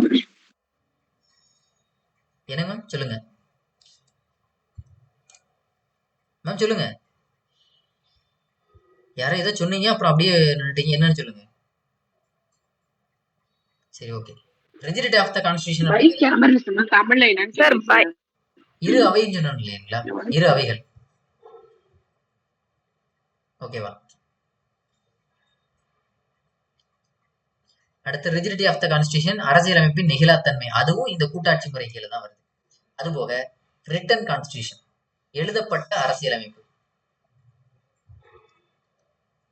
இப்போ ஒருவேளை அரசியலமைப்பு அப்படிங்கிறது எழுதப்படாத விதியின் கீழே வந்தது அப்படின்னா ஸ்டேட் ஒண்ணு சொல்லலாம், சென்ட்ரல் ஒண்ணு சொல்லலாம், ஆளாளுக்கு ஒண்ணு சொல்லிட்டு இருக்கலாம். ஆனா இது ரிட்டன் ஆயிடுச்சுன்னா சென்ட்ரலும் இந்த ஸ்டேட்டும் எதுவும் மாத்தி பேச முடியாது. இது எழுதிருக்குது, அவ்வளவுதான். அப்ப இதுவும் என்னது? கூட்டாட்சியின் கீழே வருது. அப்போ கூட்டாட்சி முறையின் கீழே எதெல்லாம் வரும் அப்படின்னு கேட்டா இந்த அதிகார பகிர்வு, அதுபோக ஜுடிஷியரி நீதிமன்றம், இரு அவைகள், அப்புறம் அரசியலமைப்போட நெகிழாத்தன்மை, எழுதப்பட்ட அரசியலமைப்பு இதெல்லாம் ஃபெடரல் சிஸ்டத்துக்கு கீழே வருது. அப்போ யூனிட்டரி பயஸ் அப்படிங்கிறது எப்போ வரும் அப்படின்னா, இங்க மத்திய அரசாங்கம் இருக்கு. இப்போ நமக்கு நம்மளோட கான்ஸ்டியூஷன்ல யூனியன் லிஸ்ட்னு ஒண்ணு இருக்கு. அதுல மத்திய அரசாங்கம் ஃபுல்லா சட்டம் இயற்றலாம். ஸ்டேட் லிஸ்ட்னு ஒண்ணு இருக்கு. அதுல மாநில அரசாங்கம்லாம் சட்டம் இயற்றலாம். இது போக கன்கரண்ட் லிஸ்ட்னு ஒண்ணு இருக்கு. அதுல யாருக்கு அதிகாரம் அதிகமா இருக்கு அப்படின்னா சென்ட்ரலுக்கு தான் அதிகமா இருக்கு. அப்போ வலுவான மத்திய அரசாங்கம். அப்போ அந்த இடத்துல நாம நினைச்சாலும் இப்ப நீட் எக்ஸாம் இருக்கு இல்லையா, அதை ஏன் நம்மளால எதுவுமே பண்ண முடியல, கேன்சல் பண்ண முடியல? ஏன்னா எஜுகேஷன் அப்படிங்கிறது கன்கரண்ட் லிஸ்ட் பொதுப்பட்டியல்ல இருக்கு. அந்த பொதுப்பட்டியல ஏதாவது நம்ம சட்டம் உருவாக்கணும்னால இல்ல திருத்தம் பண்ணணும் அப்படின்னாலே அதுல மாநில அரசுக்கும் அதிகாரம் இருக்கு, மத்திய அரசுக்கும் அதிகாரம் இருக்கு. ஆனா அதிகமான அதிகாரம் யாருக்கிட்ட இருக்குன்னா மத்திய அரசுக்கு. அதனால வலுவான மத்திய அரசாங்கம் அது எது கீழே வருது? யூனிட்டரி பயஸ் சொல்லியிருக்கோம் இல்லையா மேல, ஒற்றை தன்மை அப்படிங்கிறது. அப்ப ஃபெடரல் சிஸ்டம் அப்படிங்கிறது இந்த இந்த லிஸ்ட் எல்லாம் ஃபெடரல் சிஸ்டத்துக்கு கீழே வருது. யூனிட்டரி பயஸ் ஒற்றை தன்மை அப்படின்னு சொல்றோம் இல்லையா, அது கீழே தான் இந்த வலுவான மத்திய அரசாங்கம். ரெண்டாவது சிங்கிள் சிட்டிசன்ஷிப். சிங்கிள் சிட்டிசன்ஷிப் ஒரே குடியுரிமை தான். இதுல ஸ்டேட்டுக்கு சென்ட்ரலுக்கு எல்லாம் தனித்தனியான கிடையாது, ஒரே குடியுரிமை தான். அதுவும் இந்த யூனிட்டரி பயஸ் கீழே தான் வருது. அந்த சிங்கிள் சிட்டிசன்ஷிப்ல யாருக்கு அதிகாரம் இருக்கு? மாற்றக்கூடிய அதிகாரம் மத்திய அரசுக்கு மட்டும்தான். அடுத்து பிளெக்சிபிலிட்டி, நெகிழும் தன்மை. அப்ப நெகிழும் தன்மை அப்படிங்கிறது எது கீழே எக்ஸாம்பிள் வருது? யூனிட்டரி பயஸ் கீழே. இப்ப எக்ஸாம்பிளுக்கு நம்ம மன்னர் இருக்கிறார். மன்னர் என்ன பண்ணலாம்? அது ஒற்றை தலைமை கீழே தான் வருது இல்லையா, மன்னர்ன்றது ஒற்றை தலைமை. அப்ப மன்னர் என்ன பண்ணலாம்? இன்னைக்கு ஒரு தீர்ப்பு நாளைக்கு ஒரு தீர்ப்புன்னு மாத்தி மாத்தி சொல்லிட்டே இருக்கலாம். ஆனா இதே அரசியலமைப்பு இருந்துச்சுன்னா, கான்ஸ்டியூஷன் ரிட்டனா இருந்துச்சுன்னா அது எல்லாரும் மாத்தி மாத்தி சொல்ல முடியாது. அந்த மாதிரி நம்மளோட அரசியலமைப்பு அப்படிங்கிறது கூட்டாட்சி முறையும் இருக்கு, ஒரு சில இடத்துல பிளெக்சிபிலிட்டியும் இருக்கு.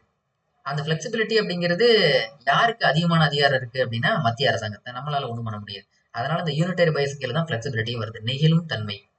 இது போக இந்த யூனிட்டரி பயஸ் அப்படிங்கிறது பிரசிடென்ட்னு ஒரு ஆள் இருக்காரு இல்லையா, குடியரசுத் தலைவர். அவர் யாரெல்லாம் அப்பாயிண்ட் பண்ணலாம் அப்படின்னா கவர்னரை அப்பாயிண்ட் பண்ணலாம். அதுக்கு அவருக்கு மட்டும்தான் அதிகாரம் இருக்கு.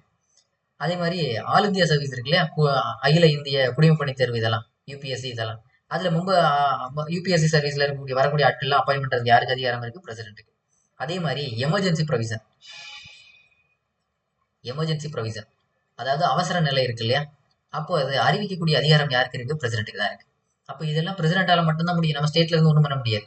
அப்போ ஒற்றை தன்மை அப்படிங்கிறது கீழே எதெல்லாம் வருது அப்படின்னா வலுவான மத்திய அரசாங்கம், ஒற்றை குடியுரிமை, நெகிழும் தன்மை, பிரசிடென்டால யாரெல்லாம் அப்பாயிண்ட் பண்ண முடியும் அப்படின்னா கவர்னர், யூபிஎஸ்சி சர்வீஸ்ல இருக்கக்கூடிய ஆட்களை, அது போக எமர்ஜென்சி ப்ரொவிஷன்ஸ், அவசர நிலை பிரகடனம், இதெல்லாம் அறிவிக்கக்கூடிய அதிகாரம் பிரசிடென்ட்டுக்கு மட்டும்தான் இருக்கு. அப்போ நம்மளுடைய அரசியலமைப்பு அப்படிங்கிறது ஒற்றை தன்மை கொண்ட கூட்டாட்சி. ஒரு சில இடத்துல ஒற்றை தன்மையாவும் இருக்கு. இப்ப நம்ம திடீர்னு இந்த நாட்டுல ஏதோ ஒரு அவசர நிலை பிரகடனம் அறிவிச்சாச்சு, போற ஏதோ நடக்குது. அப்போ நம்ம தமிழ்நாட்டுல இருந்து ஐயா ஸ்டாலின் என்ன சொல்றாருன்னா, ஒருபோதும் நாங்க இந்த போர்ல கலந்துக்கிறதுக்கு எங்களுக்கு விருப்பம் இல்லை அப்படின்னு சொல்ல முடியுமா? இல்ல. அந்த போரை அறிவிச்சாச்சு அப்படின்னா ஒட்டுமொத்த இந்திய நாடையும் யார் அதிகாரத்துக்கு கட்டுப்பட்டு இருக்கணும் அப்படின்னா பிரசிடென்ட் என்ன சொன்னாரோ அது எல்லாரும் கேட்டாகணும். அப்ப பிரசிடென்ட்டுக்கு தான் அதிகமான பவர். அதுக்கு பேர் தான் ஒற்றை தன்மை அப்படின்றது. புரிஞ்சுதா இந்த பாயிண்ட்? இப்போ நம்ம ஃபெடரல் அப்படிங்கிறது நம்ம என்ன சொல்லியிருக்கோம்னா கூட்டாட்சி. அப்ப நம்மளோட அரசியலமைப்பு முழுமையான கூட்டாட்சி கிடையாது, அரைகுறை கூட்டாட்சி. அதுபோக எல்லா நேரத்திலுமே இந்த யூனிட்டரி பயஸ் அப்படிங்கிறது எல்லா விஷயத்திலும் செயல்படுமா அப்படின்னு பார்த்தா ஒரு குறிப்பிட்ட விஷயங்கள் தான், அதுதான் நம்ம எழுதியிருக்கோம். சரியா? இப்போ எமர்ஜென்சி டைம்ல பிரசிடென்ட்டுக்கு மட்டும்தான் முழுமையான அதிகாரம் இருக்கு. அந்நேரம் ஸ்டேட் எல்லாத்தோட அதிகாரமும் காலி ஆயிடும், பிரசிடென்ட்டுக்கு தான் ஃபுல் பவர் இருக்கும். சரி, இப்போ நம்ம சொல்லியிருக்கோம் ஃபெடரல் ஃபார்ம்ல இருக்கு நம்மளோட அரசியலமைப்பு, அது வித் யூனிட்டரி பயஸ் அப்படின்னு சொல்லியிருக்கோம். நம்மளோட அரசியலமைப்புல எங்கேயாவது ஃபெடரேஷன் அப்படிங்கிற வார்த்தையை பயன்படுத்தியிருக்கோமா அப்படின்னு கேட்டா எங்கேயுமே கிடையாது. ஃபெடரேஷன் அப்படிங்கிற வார்த்தை நோவர் யூஸ்ட் இன் கான்ஸ்டிடியூஷன். கூட்டாட்சி என்ற வார்த்தை ஒருபோதும் அரசியலமைப்பில் பயன்படுத்தவில்லை. நோவர் யூஸ்ட் இன் கான்ஸ்டிடியூஷன். கூட்டாட்சி என்பது ஒருபோதும் அரசியலமைப்பில் பயன்படுத்தப்படவில்லை. அதுக்கு பதில நாம என்ன வார்த்தை பயன்படுத்திட்டு இருக்கோம்? ஃபெடரேஷன் அப்படிங்கிற வார்த்தைக்கு பதில union of states.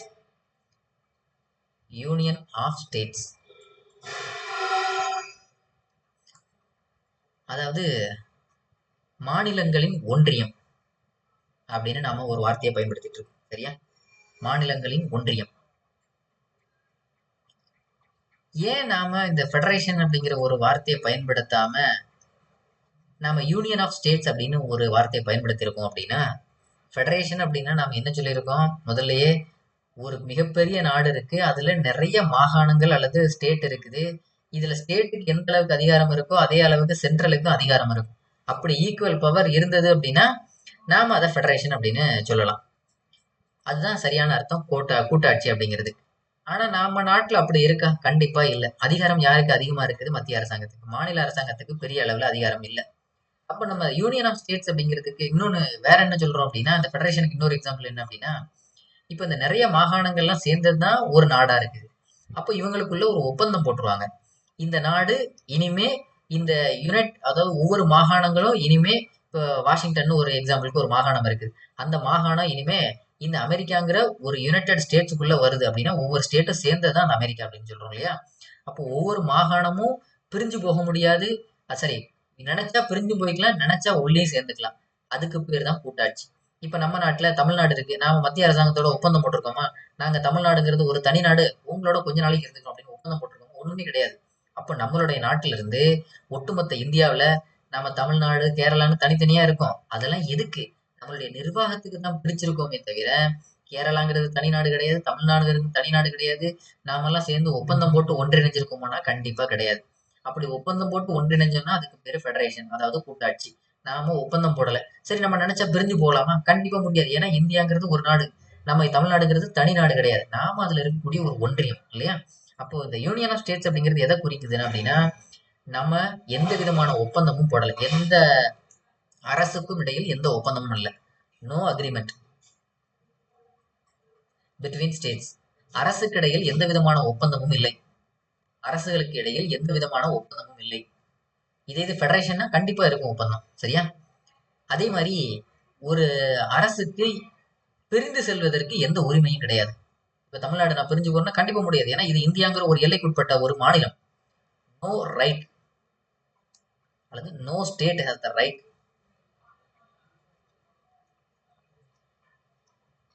To seat.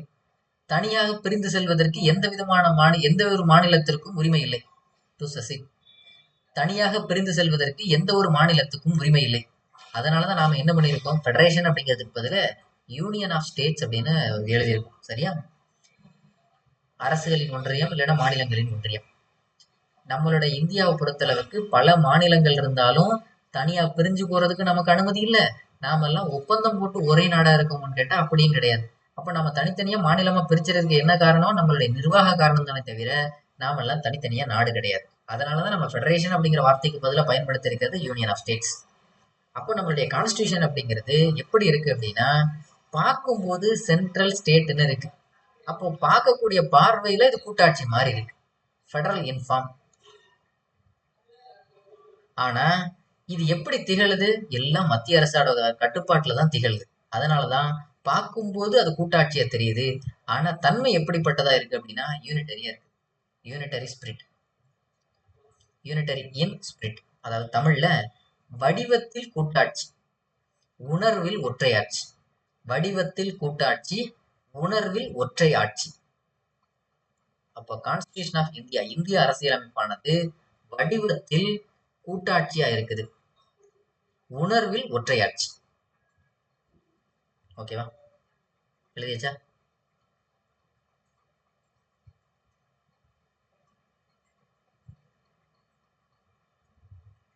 எழுதியாச்சா? அப்போ நம்ம இது வரைக்கும் 4 ஃபியூச்சர்ஸ் பார்த்துருக்கோம். ஃபர்ஸ்ட் ஒன்று லென்த்தியஸ்ட் ரிட்டன் கான்ஸ்டியூஷன். ரெண்டாவது நிறைய நாடுகள்ல இருந்து எடுத்திருக்கோம், 60 நாடுகள் 64 லட்சம் ரூபாய் செலவு பண்ணியிருக்கோம்னு. மூணாவது நெகிழும் மற்றும் நெகிழாத்தன்மை கொண்டது நம்மளுடைய அரசியலமைப்பு. நாலாவது ஒற்றை ஆட்சி கொண்ட கூட்டாட்சி நம்மளுடைய அரசியலமைப்பு. சரியா? அடுத்து 5வது parliamentary form of government. Parliamentary form of government. One second, ஒரே நிமிஷம்.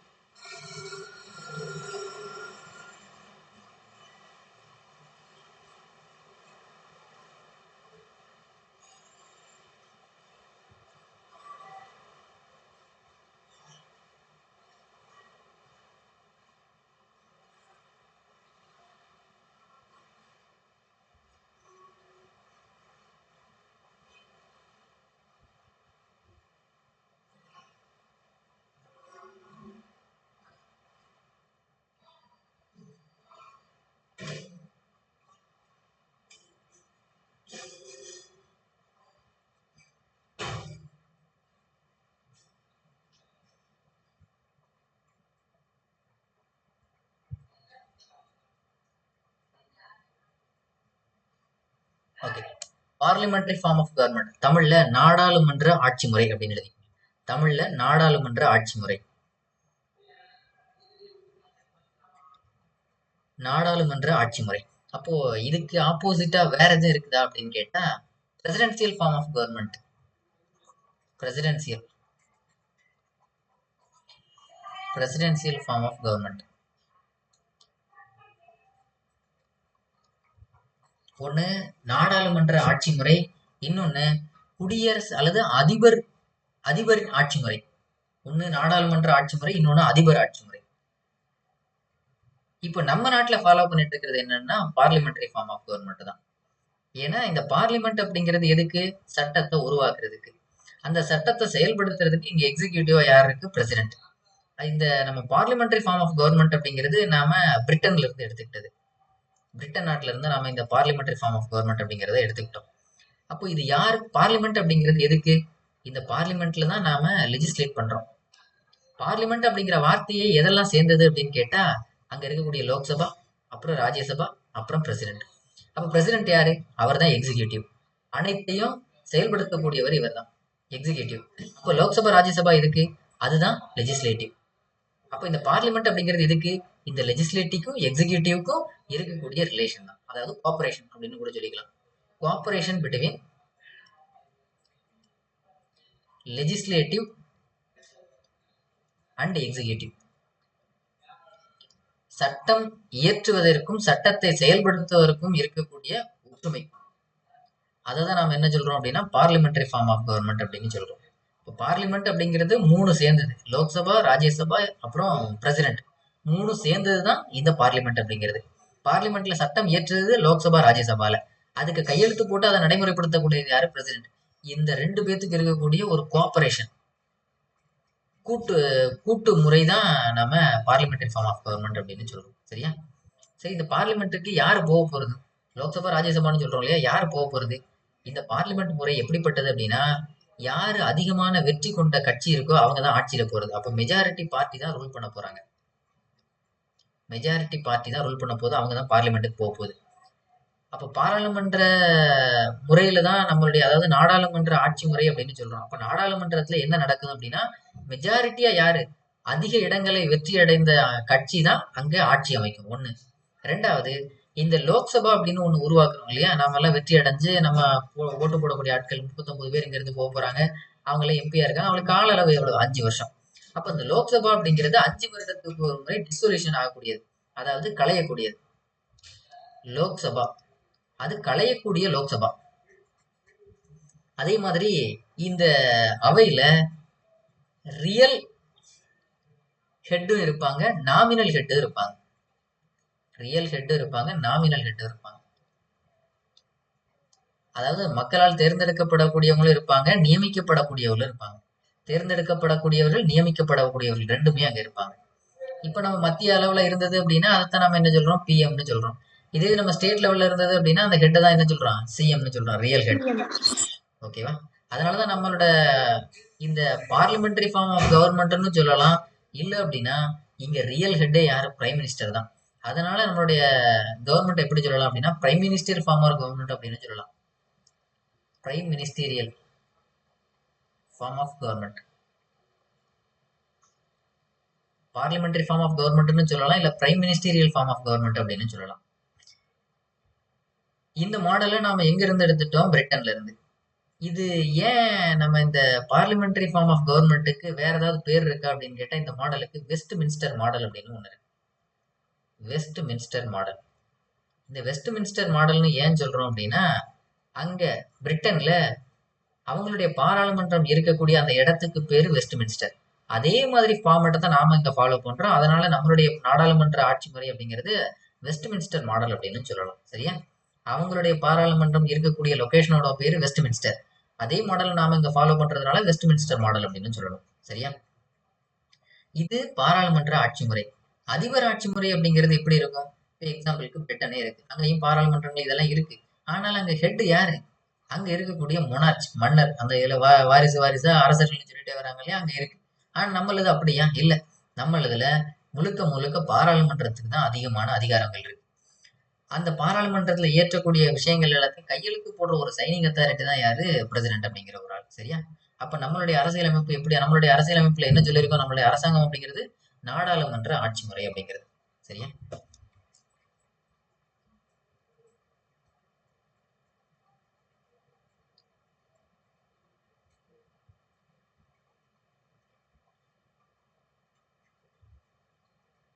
அடுத்து சிந்தசிஸ் ஆஃப் 6வது சிந்தசிஸ் ஆஃப் பார்லிமெண்டரி சாவரன்டி மற்றும் ஜுடிஷியல் சுப்ரீமேசி. ஜுடிஷியல் சுப்ரீமேசி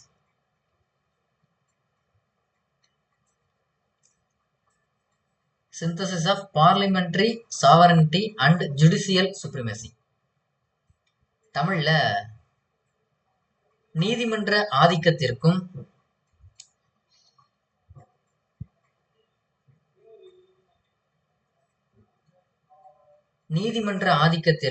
பாராளுமன்ற இறையாண்மைக்கும் உள்ள நீதிமன்ற ஆதிக்கத்திற்கும் பாராளுமன்றத்தின் இறையாண்மைக்கும் உள்ள தொடர்பு அப்படின்னு எழுதி.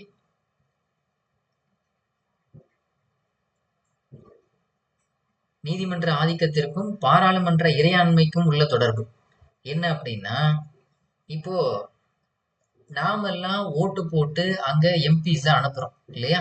அப்ப அவங்க எல்லாம் என்ன பண்ணுவாங்க? பாராளுமன்றத்துல அவங்க சட்டம் இயற்றலாம். அப்ப எக்ஸாம்பிளுக்கு லோக்சபா இருக்குது. அந்த லோக்சபால எல்லாரும் சேர்ந்து ஒரு பில்லை கொண்டு வராங்க, அது சக்சஸ் ஆயிடுது.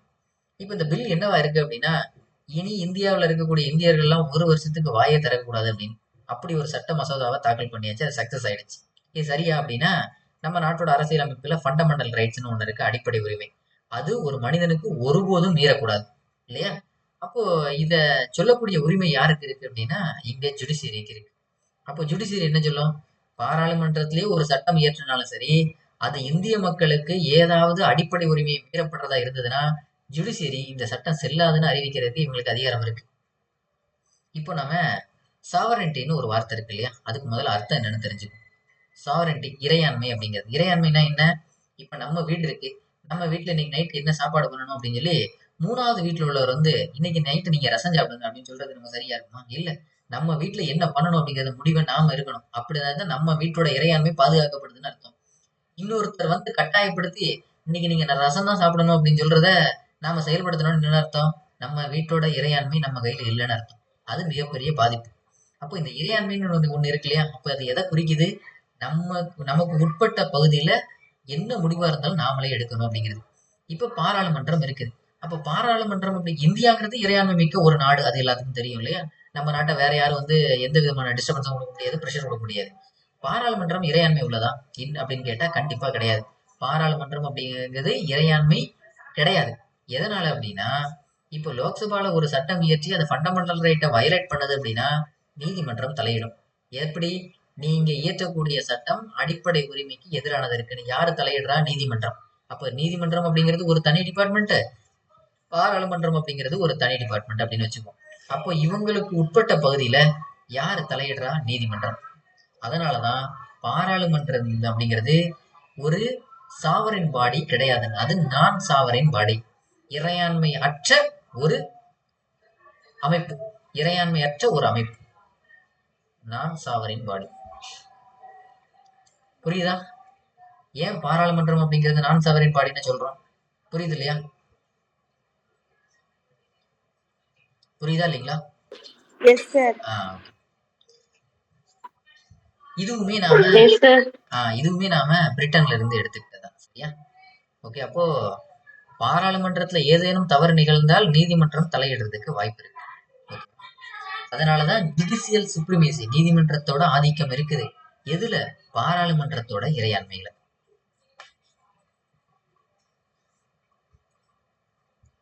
சரி, இப்போ ஒருவேளை ஒரு சட்டம் இயற்றி இருக்கும். இப்ப நீதிமன்றமே ஏதாவது ஒரு சட்டங்களை ஏதோ சின்ன சின்ன கரெக்ஷன் எல்லாம் சொல்லுதுன்னே வச்சுக்கோ, ஒரு தீர்ப்பை சொல்லியிருக்கு. இன்னொன்னு, நீதிமன்றத்தை பத்தி நம்ம பாராளுமன்றத்துல எங்கேயாவது டிஸ்கஸ் பண்ணலாமா அப்படின்னு கேட்டா துளி அளவு டிஸ்கஸ் பண்ணக்கூடாது.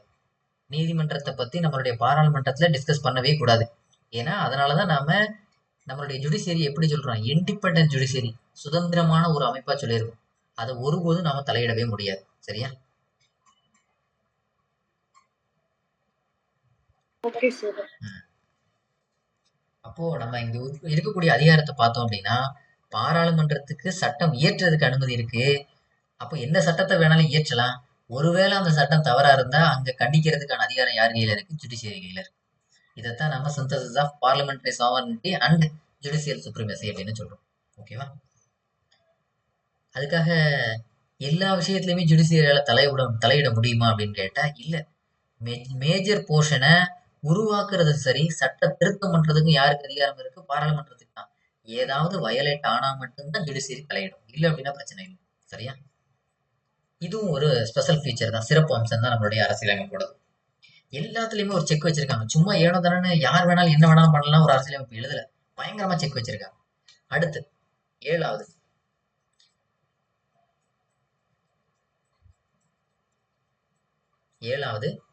Integrated and independent judiciary. Independent judiciary சுதந்திரமான ஒருங்கிணைந்த நீதி அமைப்பு. சுதந்திரமான ஒருங்கிணைந்த நீதி அமைப்பு அப்படின்னா என்னன்னா, இப்போ நமக்கு சுப்ரீம் கோர்ட் தான் இருக்கிறதுலே அபெக்ஸ் பாடி இல்லையா? இருக்கிறதுல உச்சபட்ச அதிகாரம் சுப்ரீம் கோர்ட் இருக்கு. அதுக்கு கீழே என்ன இருக்கு? ஹை கோர்ட் இருக்கு. அது கீழே என்ன இருக்கு? நிறைய சபார்டினேட்ஸ் இருக்கு இல்லையா? நிறைய கீழவை நீதிமன்றங்கள் இருக்குது.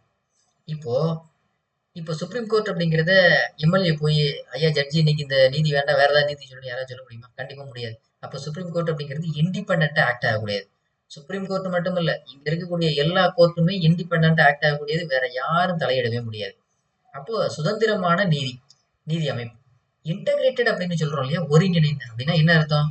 ஹைகோர்ட், சுப்ரீம் கோர்ட்டு கீழே ஹைகோர்ட்டு கீழே சபார்டினேட். அப்போ சபார்டினேட்டுக்கு ஆர்டர் போடணும்னா யார்கிட்ட அதிகாரம் இருக்கு? ஹைகோர்ட் ஆர்டர் போடணும்னா யார்கிட்ட இருக்கு? Supreme court. இதுதான் ஒருங்கிணைந்த அப்படின்னு சொல்லக்கூடியது. சரியா? அந்த ஹைரார்கின்னு ஒண்ணு இருக்கு. இதைதான் நம்ம ஒருங்கிணைந்தன்னு சொல்றோம். இண்டிபெண்டன்ட் அப்படிங்கிறது நீதிமன்றங்களுக்கு தனி அதிகாரங்கள், அதாவது சுதந்திரமா தீர்ப்பளிக்கலாம். அதனாலதான் நம்ம இண்டிபெண்டன்ட் ஜுடிஷியரி அப்படின்னு சொல்றோம். அதுல வேற யாராலையும் தலையிட முடியாது. ஓகேவா?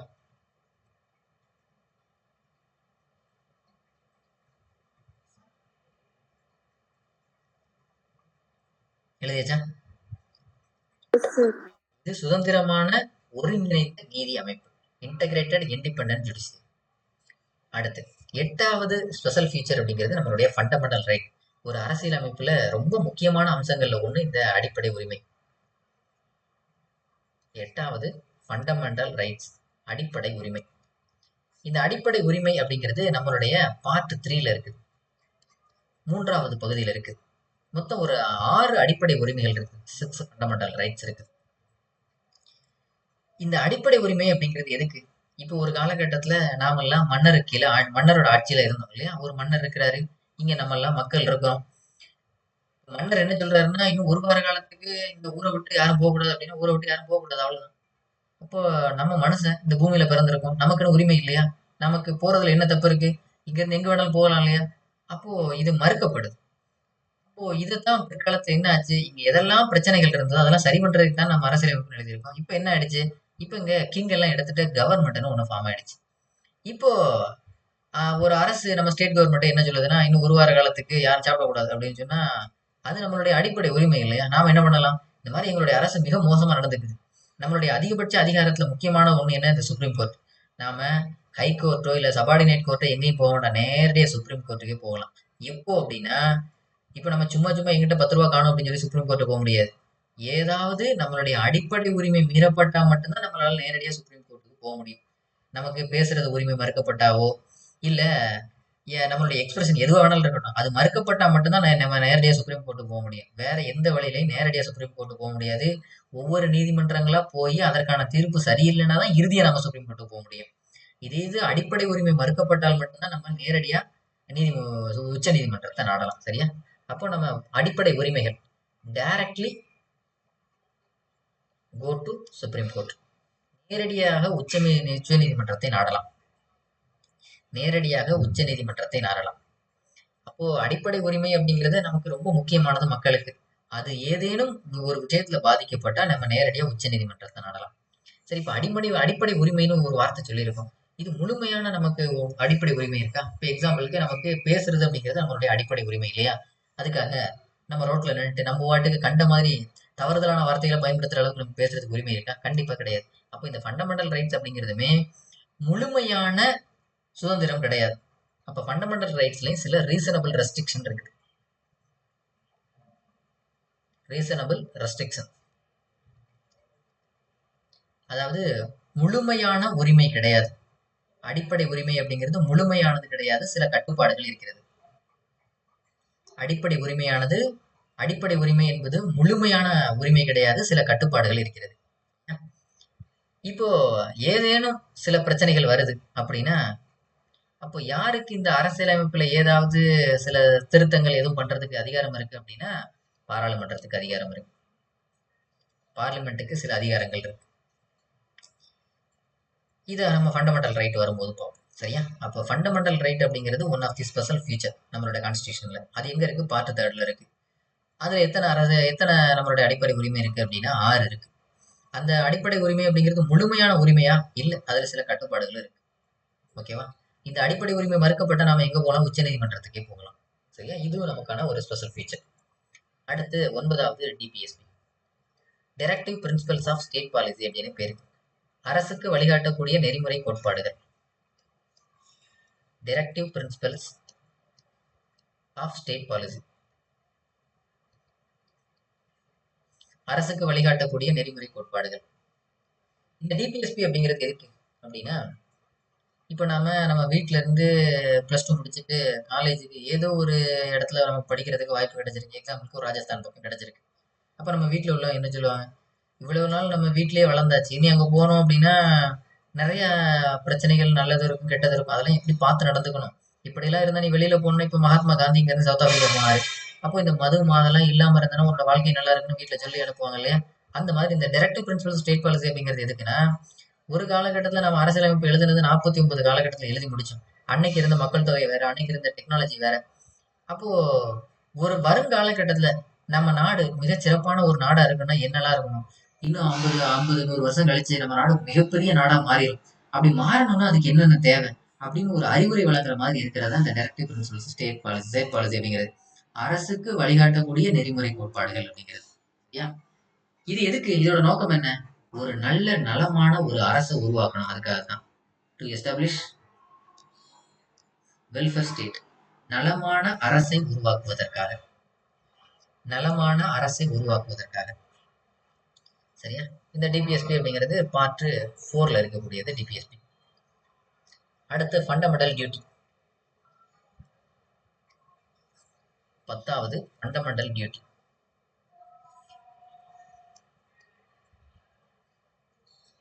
அடிப்படை கடமைகள். ஃபண்டமெண்டல் டியூட்டி இல்லை டியூட்டிஸ் அப்படின்னாலும் சரி, அடிப்படை கடமைகள். சரி, இந்த அடிப்படை கடமைகள் அப்படிங்கிறது இது நாம அரசியலமைப்பை எழுதும் போது இருந்ததானா? இல்லை. இது கொண்டு வரப்பட்டது 1976ஆம் ஆண்டு 42வது அரசியலமைப்பு சட்டத்தின் கீழ் கொண்டு வரப்பட்ட சட்ட திருத்தத்தின் கீழ் கொண்டு வரப்பட்டது. 42வது அரசியலமைப்பு சட்ட திருத்தம், கான்ஸ்டிடியூஷனல் அமெண்ட்மெண்ட் ஆக்ட். அது கொண்டு வரப்பட்டது 1976. இதை ரெக்கமெண்ட் பண்ணது Swaran Singh committee. Recommended by Swaran Singh committee.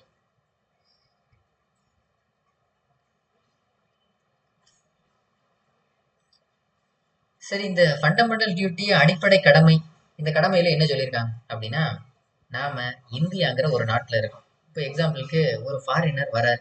நாமெல்லாம் இந்த கிரிக்கெட் மேட்ச் பார்க்க போயிருக்கோம். நமக்கும் வேற ஒரு சவுத் ஆப்பிரிக்கா ஏதோ ஒரு நாட்டுக்கு மேட்ச் நடந்துட்டு நாம நம்மளோட கொடியை காட்டுறோம், அவங்க அவங்களோட கொடியை காட்டுறாங்க. சரி, நமக்கு மேட்ச்லாம் முடிஞ்சு நாம கொடியை அப்படியே சுருட்டி கீழே போட்டு நம்ம மாட்டு போயிடலாமா? அப்போ நம்ம ஒரு இந்தியன், நமக்குன்னு ஒரு கடமை வேண்டாம்? அந்த கொடி எவ்வளவு பாதுகாப்பாக வைக்கணும்? இப்போ இந்த அடிப்படை கடமை அப்படிங்கிறது எதை சொல்லுது அப்படின்னா, நம்மளுடைய தேசிய கொடியை பாதுகாக்கணும், அதுக்கு மரியாதை செலுத்தணும். டு ரெஸ்பெக்ட் நேஷனல் ஃபிளாக், தேசிய கொடிக்கு மரியாதை செலுத்தணும், தேசிய கீதத்துக்கு மரியாதை செலுத்தணும். இதெல்லாம் நம்மளுடைய அடிப்படை கடமை. இப்படியெல்லாம் இருந்தால் தானே நாம நம்மளுடைய இறையாண்மையை பாதுகாக்க முடியும். அப்போ ஃபண்டமெண்டல் டியூட்டியில வேற என்ன கடமை இருக்கு அப்படின்னா, நம்மளுடைய இறையாண்மையை பாதுகாக்கிறது நம்மளோட கடமை தான். To protect சாவரண்டி. இப்போ நாமளே இருக்கோம், நம்ம வீட்டில் மறைமுகமா தினமும் ஒரு கள்ள நோட்டு அடிச்சுட்டே இருக்கோம். சரியா? கள்ள நோட்டு அடிக்கிற நல்ல பணம் வருது. நம்ம வீட்டில் யாரோ ஒரு குழந்தை போய் வெளியில இந்த மாதிரி எங்க வீட்டில் கள்ள நோட்டு அடிக்கிறோம்னு சொல்லுனா சரியா? அது எவ்வளவு தவறு இல்லையா? கள்ள நோட்டு அடிக்கிறது தப்பு, அது ஒரு பக்கம் இருக்கட்டும். நம்ம வீட்டில் உள்ள ஒரு ஆள் போய் வெளியில யார்ட்டையும் சொல்லிட்டு அது என்ன ஆகும்? பெரிய பிரச்சனை ஆயிடும் இல்லையா? அப்போ நம்ம வீட்டுக்குன்னு ஒரு பழக்க வழக்கம் இருக்கணும் இல்லையா? நம்ம வீட்டில் நடக்கிற விஷயத்த வேற யார்ட்டையும் சொல்லிடக்கூடாது. அதானே நம்மளுடைய இறையாண்மையை பாதுகாக்கிறதா இருக்கும். அந்த மாதிரி நம்ம இந்தியான்னு ஒரு நாடு, இந்தியாவில் நடக்கக்கூடிய விஷயங்கள்ல ரகசிய விஷயங்கள் எல்லாம் பாகிஸ்தான்ட்டே சைனாட்டே போய் சொல்றது நல்லதா? அப்போ நம்மளுடைய கடமை என்ன? நம்ம நாட்டை பாதுகாக்கணும், நம்மளுடைய இறையாண்மையை பாதுகாக்கணும், நம்மளுடைய ஒற்றுமையை பாதுகாக்கணும். இதுதான் இதெல்லாம் நம்மளுடைய அடிப்படை கடமை. அதுபோக டு ப்ரொமோட் பிரதர்ஹுட், சகோதரத்துவத்தை ஊக்குவிக்கிறது, அதுவும் நம்மளுடைய கடமை. To promote brotherhood. ஒரு நாடு நிம்மதியா இருக்கணும்னா என்ன தேவை? அங்க எல்லாரும் ஒற்றுமையா இருக்கணும். ஆளாளுக்கு எப்போதும் துப்பாக்கி எடுத்து சுட்டுட்டே இருக்கிறது நல்லாவா இருக்கும்? இந்த சூடான் மாதிரியான நாடுகள்லாம் இன்னைக்கெல்லாம் போட்டிருக்காங்க. சூடான்லாம் சாப்பிட்றதுக்கே வழி இல்லாம குழந்தைகள்லாம் இல தலைகளை சாப்பிட்டுட்டு இருக்கு. காரணம் என்ன? என்ன யாரும் துப்பாக்கி செத்துனா வாழ்றதுக்கே வழி இல்லாத அளவுக்கு ஒரு நாடாயிடுச்சு.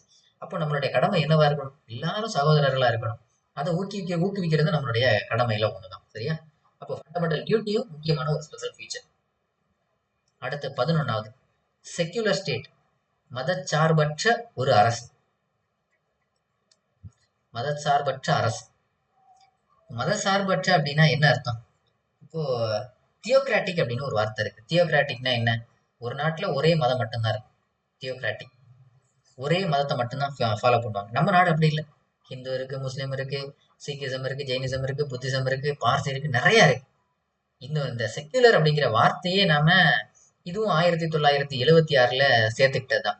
1976 42வது அரசியலமைப்பு சட்டத்தின் கீழே சேர்த்துக்கிட்டது தான் இந்த செக்யுலர் அப்படிங்கிற ஒரு வார்த்தையும் கூட. இது நம்மளுடைய பிரியாம்பிள் இருக்கு, அதையும் பின்னாடி பார்ப்போம். இப்போ செக்யுலர் அப்படிங்கிறது என்ன? மத சார்பற்ற அப்படின்னு சொல்றோம். அப்போ யார் வேணாலும் என்ன வேணாலும் பண்ணலாம் இல்லையா? அதுக்கு நமக்கு சுதந்திரம் இருக்கு, லிபர்ட்டி இருக்கு. எந்த மதத்தை யாரு வேணாலும் பின்பற்றலாம், அதை நம்பலாம், அதை ஃபாலோ பண்ணலாம். இதுக்கு சுதந்திரம் இருக்கு, லிபர்ட்டி, முழு சுதந்திரம் இருக்கு. அடுத்து நம்ம நாடு ஒரு மதச்சார்பற்ற நாடு, எந்த மதத்தையும் நம்ம சார்ந்து கிடையாது. அதனாலதான் எல்லாத்துக்கும் ஒரே சட்டம் தான். ஹிந்துவா இருக்கட்டும், முஸ்லீமா இருக்கட்டும், எல்லாத்துக்கும் சட்டம்ன்றது ஒண்ணுதான். அப்போ அது சொல்லக்கூடியதா என்ன? Equality before law. Equality before law, சட்டத்தின் முன் அனைவரும் சமம். இது ஆர்டிகல் 14ல இருந்து இருக்கு இல்லையா? சட்டத்தின் முன் அனைவரும் சமம் அப்படிங்கிறது. அப்போ அப்படின்னா என்ன அர்த்தம்? எந்த மத பாகுபாடும் கிடையாது, எல்லாரும் ஒண்ணுதான் அப்படிங்கிறது. அப்போ யாரையும் பாகுபாடு பார்க்கக்கூடாது. அப்போ டு நாட் டிஸ்கிரிமினேட், பாகுபாடு பார்க்கக்கூடாது. இதை சொல்லக்கூடிய ஆர்டிகல் என்ன? ஆர்டிகல் 15ல இருக்கு. டு நாட் டிஸ்கிரிமினேட் ஆர்டிகல் 15ல இருக்கு, பாகுபாடு பார்க்கக்கூடாது அப்படின்னு. இந்த மதம் அந்த மதம் பாகுபாடக்கூடாது, எல்லாரும் சமம் தான். அப்புறம் ஈக்குவல் ஆப்பர்ச்சுனிட்டி, சம வாய்ப்பு. மதத்தின் சார்பா யாரையும் ஒதுக்கக்கூடாது. சரி, ஈக்குவல் ஆப்பர்ச்சுனிட்டி, சம வாய்ப்பு. மதத்தை வச்சு யாரையும் ஒதுக்கக்கூடாது, எல்லாத்தையும் சம வாய்ப்பு கொடுக்கணும். இது ஆர்டிகல் 16ல சொல்லுது. அப்போ நம்ம விடாத இது யாருங்க அது? அங்க வரைக்கும்லாம் வரும்.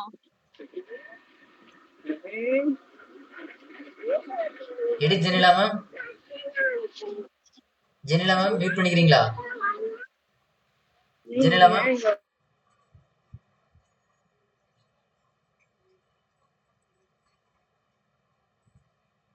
ஓகே. அப்போ நம்மளுடைய கான்ஸ்டியூஷன்ல நம்ம ஒரு ரிலிஜியனை, எந்த ரிலிஜியனை வேணாலும் இருக்கலாம், அந்த ரிலிஜியனை நம்ம ஃபாலோ பண்ணலாம், இல்லை அதை நம்பலாம், என்ன வேணாலும் பண்ணலாம். சரியா? அதில் அதன் மேல நம்ம நம்பிக்கை வைக்கலாம், இல்லை ஃபாலோ பண்ணலாம், என்ன வேணாலும் பண்ணலாம். அதுக்கு நமக்கு தாராளமாக உரிமை இருக்கு. அதுக்கு இந்த ரிலீஜியனாலும் எந்த ரிலீஜியன் வேணாலும் இருக்கலாம். சரியா? அப்போ நம்ம நாடு ஒரு மதச்சார்பற்ற ஒரு நாடா இருக்கு. எல்லா மதத்துக்கும் உரிமை இருக்கு. ஓகேவா? மதத்தை நம்ம பின்பற்றுறதுக்கு உரிமை இருக்கு, நம்ம அதை ப்ராக்டிஸ் பண்றதுக்கு உரிமை இருக்குது, அதை இன்னொருத்தர் சொல்றதுக்கு ஒரு உரிமை இருக்கு. ஆனா கட்டாயப்படுத்துறதுக்கு மட்டும்தான் உரிமை கிடையாது. சரியா? இதையும் உள்ள நம்ம ஃபண்டமெண்டல் ரைட் வரும்போது பார்ப்போம். அடுத்து 12வது யூனிவர்சல் அடல்ட் பிரான்சைஸ், வயது வந்தோர் வாக்குரிமை. யூனிவர்சல் அடல்ட் பிரான்சைஸ் இது என்ன அப்படின்னா, இப்போ 18 வயசு அப்படின்னு ஒரு வயதை தீர்மானிச்சாச்சு. இதுல நீ ஹிந்துவா முஸ்லீமானு கேட்க போறதில்ல, நீ எஸ்சியா எஸ்டியானு கேட்க போறதில்ல, எந்த டிஸ்கிரிமினேஷனும் கிடையாது. நீ கருப்பா வெள்ளையா எந்த டிஸ்கிரிமினேஷனும் கிடையாது. எல்லாத்துக்கும் 18 வயசு ஆயிடுச்சா, நீங்க லோக்சபா எலெக்ஷனா இருந்தாலும் சரி, இல்ல நம்ம சட்டமன்றத்துல நடக்கக்கூடிய ஸ்டேட் லெஜிஸ்லேட்டிவ் அசம்பிளில எலெக்ஷனா இருந்தாலும் சரி, தாராளமா ஓட்டிங் பண்ணலாம். அதற்கான வயது தான் உரிமை என்ன? 18 வயது. அதனாலதான் இதுக்கு பேரு வயது வந்தோர் வாக்குரிமை. இது நம்ம நாட்டுல இருக்கு. நம்மளோட அரசியலமைப்புல வயது வந்தோர் வாக்குரிமையில தான் நம்ம ஓட்டு போடுறோமே தவிர மதம் சார்ந்தோ மொழி சார்ந்தோ இனம் சார்ந்தோ பாலின அடிப்படையில எந்த பாகுபாடும் கிடையாது. No discrimination. எந்த பாகுபாடும் இல்லாத வாக்குரிமை. அதுக்காக கொண்டு வரப்பட்டதா இந்த யுனிவர்சல் அடல்ட் பிரான்ச்சைஸ். ஓகேவா? சரி, இப்போ நாம 18 வயசுல ஓட்டு போடலாம்னு சொல்லியாச்சு.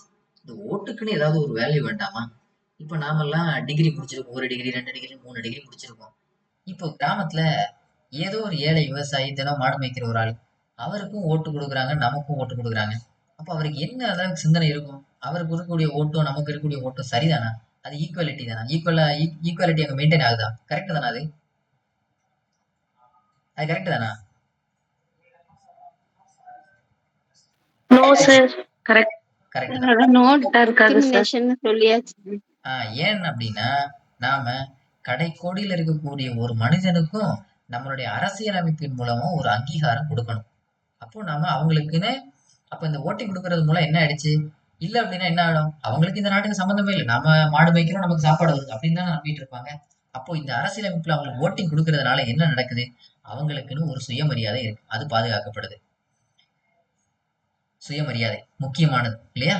அப்போ ஒரு காமன் பீப்புளுக்கும் ஒரு சுயமரியாதை கொடுக்குது இந்த இது. மட்டும் இல்லாம ஒரு ரெக்கக்னிஷன், ஒரு அங்கீகாரம் கிடைக்குது. நமக்கும் இந்த நாட்டுல ஒரு ஓட்டுரிமை இருக்கு அப்படிங்கிறது. அப்போ ஒரு பொதுமக்கள் கடைக்கோடியில இருக்கக்கூடிய ஒரு மனிதனுக்கும் சுயமரியாதையும் கிடைக்குது, ஒரு அங்கீகாரமும் கிடைக்குது.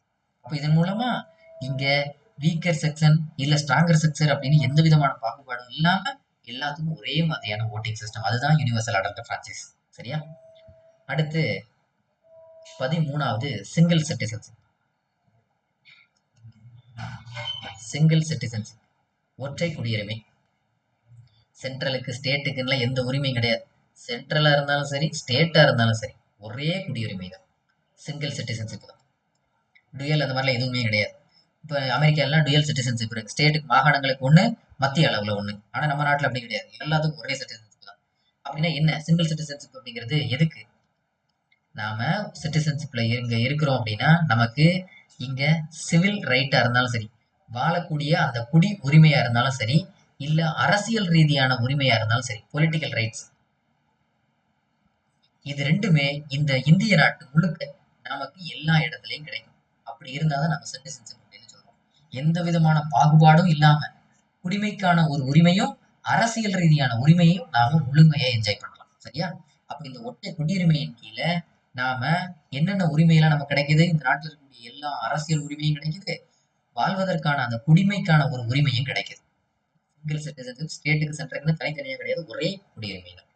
இதுவும் நம்ம அரசியலமைப்புல இருக்கக்கூடிய ஒரு ஸ்பெஷல் ஃபீச்சர். அது போக நிறைய இண்டிபெண்டன்ட் பாடிஸ் இருக்கு, சுதந்திரமான அமைப்புகள். இண்டிபெண்டன்ட் பாடிஸ் அதுக்கு என்ன எக்ஸாம்பிள் அப்படின்னா, இப்போ நம்ம எலெக்ஷன் கமிஷன் இருக்கு. அது சென்ட்ரல் கவர்மெண்ட்டா ஸ்டேட் கவர்மெண்ட்டா இயக்குற மாதிரி இருந்தா என்ன ஆகும்? அவங்க நினைக்கிற ஆட்சி தான் நடக்கும் இல்லையா? அப்போ இந்த எலெக்ஷன் கமிஷன், தேர்தல் ஆணையம் அப்படிங்கிறது சுதந்திரமாக செயல்படக்கூடிய ஒரு அமைப்பு, எலெக்ஷன் கமிஷன். அதே மாதிரி மத்திய அளவில் இருக்கக்கூடிய யூபிஎஸ்சி, அதெல்லாம் சுதந்திரமா செயல்படக்கூடிய அமைப்புகள். இதெல்லாம் சில எக்ஸாம்பிள். சரியா? ஏன்னா எலெக்ஷன் கமிஷன் வந்து சுதந்திரமா இருக்க போய் தான் அந்த தேர்தல் நியாயமான முறையில் நடக்கும் அப்படின்னு மக்களுக்கு ஒரு நம்பிக்கையை கொடுக்கறதுக்காக. சரியா? இது 14வது இண்டிபெண்டன்ட் ஸ்டேட்ஸ். அடுத்து 15வது எமர்ஜென்சி ப்ரொவிஷன்ஸ். எமர்ஜென்சி ப்ரொவிஷன்ஸ், அவசர நிலை காலம், அதற்கான சில வழிமுறைகள் என்ன? இப்போ அவசர நிலை இருக்கு, ஒரு நாட்டுக்கான போர் அறிவிச்சாச்சு அப்படின்னா, நம்ம நாடு ஏதோ ஒரு நாட்டோட போர் புரியுது, இனிமே உங்களோட வாழ்க்கையை நீங்களே பார்த்துக்கணும்னு நம்ம நாட்டில் இருக்கக்கூடிய சிஎம்ல இருந்து பிஎம்ல இருந்து அறிவிக்க முடியுமா? அல்லது பிரசிடென்டே கூட இருக்கட்டும், நம்ம நாடு மிகப்பெரிய போரை சந்திக்க போகுது, மக்கள் உங்களுக்கு என்ன தேவையோ பார்த்துங்க, நீங்களே, இனிமே எங்களால் ஒன்றும் பண்ண முடியாது அப்படின்னு பின்வாங்குறது சரியா இருக்குமா? அப்போ ஒரு அவசர நிலையை வந்துருச்சு அப்படின்னா என்ன பண்ணணும்? நாம எல்லாரும் நம்மளுடைய இறையாண்மையை பாதுகாக்கணும். டு சேஃப்கார்ட் அவர் சாவரனிட்டி, நம்மளுடைய ஒற்றுமை இறையாண்மையை பாதுகாக்கணும், ஒற்றுமையை பாதுகாக்கணும். அதுபோக நம்மளுடைய நாட்டோட பாதுகாப்பு செக்யூரிட்டி அதை நாம பாதுகாக்கணும். அப்போ இந்த அவசர நிலை காலகட்டங்கள்ல இதெல்லாம் பாதுகாக்கிறதுக்கு தலைமை அப்படிங்கிறது யாரு கையில போயிடுது? பிரசிடென்ட். அப்போ இந்த எமர்ஜென்சி காலகட்டத்துல ஆளாளுக்கு நீங்க பாட்டுக்கு உங்க லைஃப் பாத்துக்கீங்களா, யாரும் விட போறது இல்லை. ஏன்னா இது இவ்வளவு பெரிய கவர்மெண்ட், ஒரு டெமோக்ராட்டிக் கண்ட்ரி. அப்போ அந்த டெமோக்ராட்டிக் கண்ட்ரில எதெல்லாம் பாதுகாக்கப்படுது? இறையாண்மை பாதுகாக்கப்படணும், யூனிட்டி ஒற்றுமை பாதுகாக்கப்படணும், நம்ம நாட்டுடைய பாதுகாப்பு பாதுகாக்கப்படணும். என்னங்க சொல்லுங்க. வாய்ஸ் ஊடால பிரேக் ஆயிடுச்சு சார். ஓகே, இப்போ ஓகேவா? இப்போ ஓகே. சரிங்க. அப்போ எமர்ஜென்சி ப்ரொவிஷனும் நம்மளுடைய அரசியலமைப்புல ஒரு ஸ்பெஷல் ஃபீச்சர். அடுத்த 4வது 3 டயர் கவர்மெண்ட் இருக்கு. சென்ட்ரல் ஸ்டேட் மட்டும்தானே சொல்லியிருக்கோம். 3 அடுக்கு அரசு, 3 டயர், 3 அடுக்கு இருக்கு அரசுல. என்னென்னலாம் அப்படின்னா, நார்மலா நமக்கு தெரிஞ்சதெல்லாம் சென்ட்ரல் ஸ்டேட் மட்டும்தான். 3வது ஒண்ணு இருக்கு, அதுதான் என்னது? உள்ளாட்சி முறை, லோக்கல் செல்ஃப் கவர்மெண்ட். ஏன் இதை கொண்டு வரணும்? வெறும் மத்திய அரசு அவங்க ஒரு அமௌண்ட் கொடுக்குறாங்கன்னு ஏதோ திட்டங்கள் எல்லாம் தீட்டுறாங்க, மாநில அரசு ஏதோ ஒரு திட்டங்கள் எல்லாம் தீட்டுறாங்க. இதெல்லாம் கிராமத்துல இருக்கக்கூடிய மக்களுக்கு என்னன்னே தெரியல. அப்ப இந்த நாட்டுல இருக்கும் அப்படிங்கிறது உங்களுக்கு ஒரு உணர்வு வேணும் இல்லையா? அதுக்காகத்தான் அவங்களுக்குன்னு ஒரு அரசாங்கத்தை உருவாக்கி அங்க சில நிதியை கொடுத்து அந்த நிதியை அவங்கள வச்சே மேனேஜ் பண்ண வச்சு ஒரு உள்ளாட்சி முறைன்னு ஒண்ணு கொண்டு வந்தாச்சு. அப்ப நம்ம நாட்டோட சிறப்பு அம்சத்துல இதுவும் ஒண்ணு. 3 டயர் கவர்மெண்ட், 3 அடுக்குல நம்மளுடைய அரசு உருவாயிருக்கு. அதான் 3வது தான் என்னது? லோக்கல் செல்ஃப் கவர்மெண்ட் அப்படிங்கிறது. இது போக கடைசியா இருக்கிறது கோஆபரேட்டிவ் சொசைட்டி, கூட்டுறவு சங்கங்கள். கோஆபரேட்டிவ் சொசைட்டிஸ், கூட்டுறவு சங்கங்கள். சரி, இப்போ நம்மளுடைய பொருளாதாரம் மேம்படணும் இல்லையா? அதான் நம்மளோட நாடு நல்ல வளர்ச்சி அடையணும்னா நம்மளுடைய பொருளாதாரம் மேம்படணும்.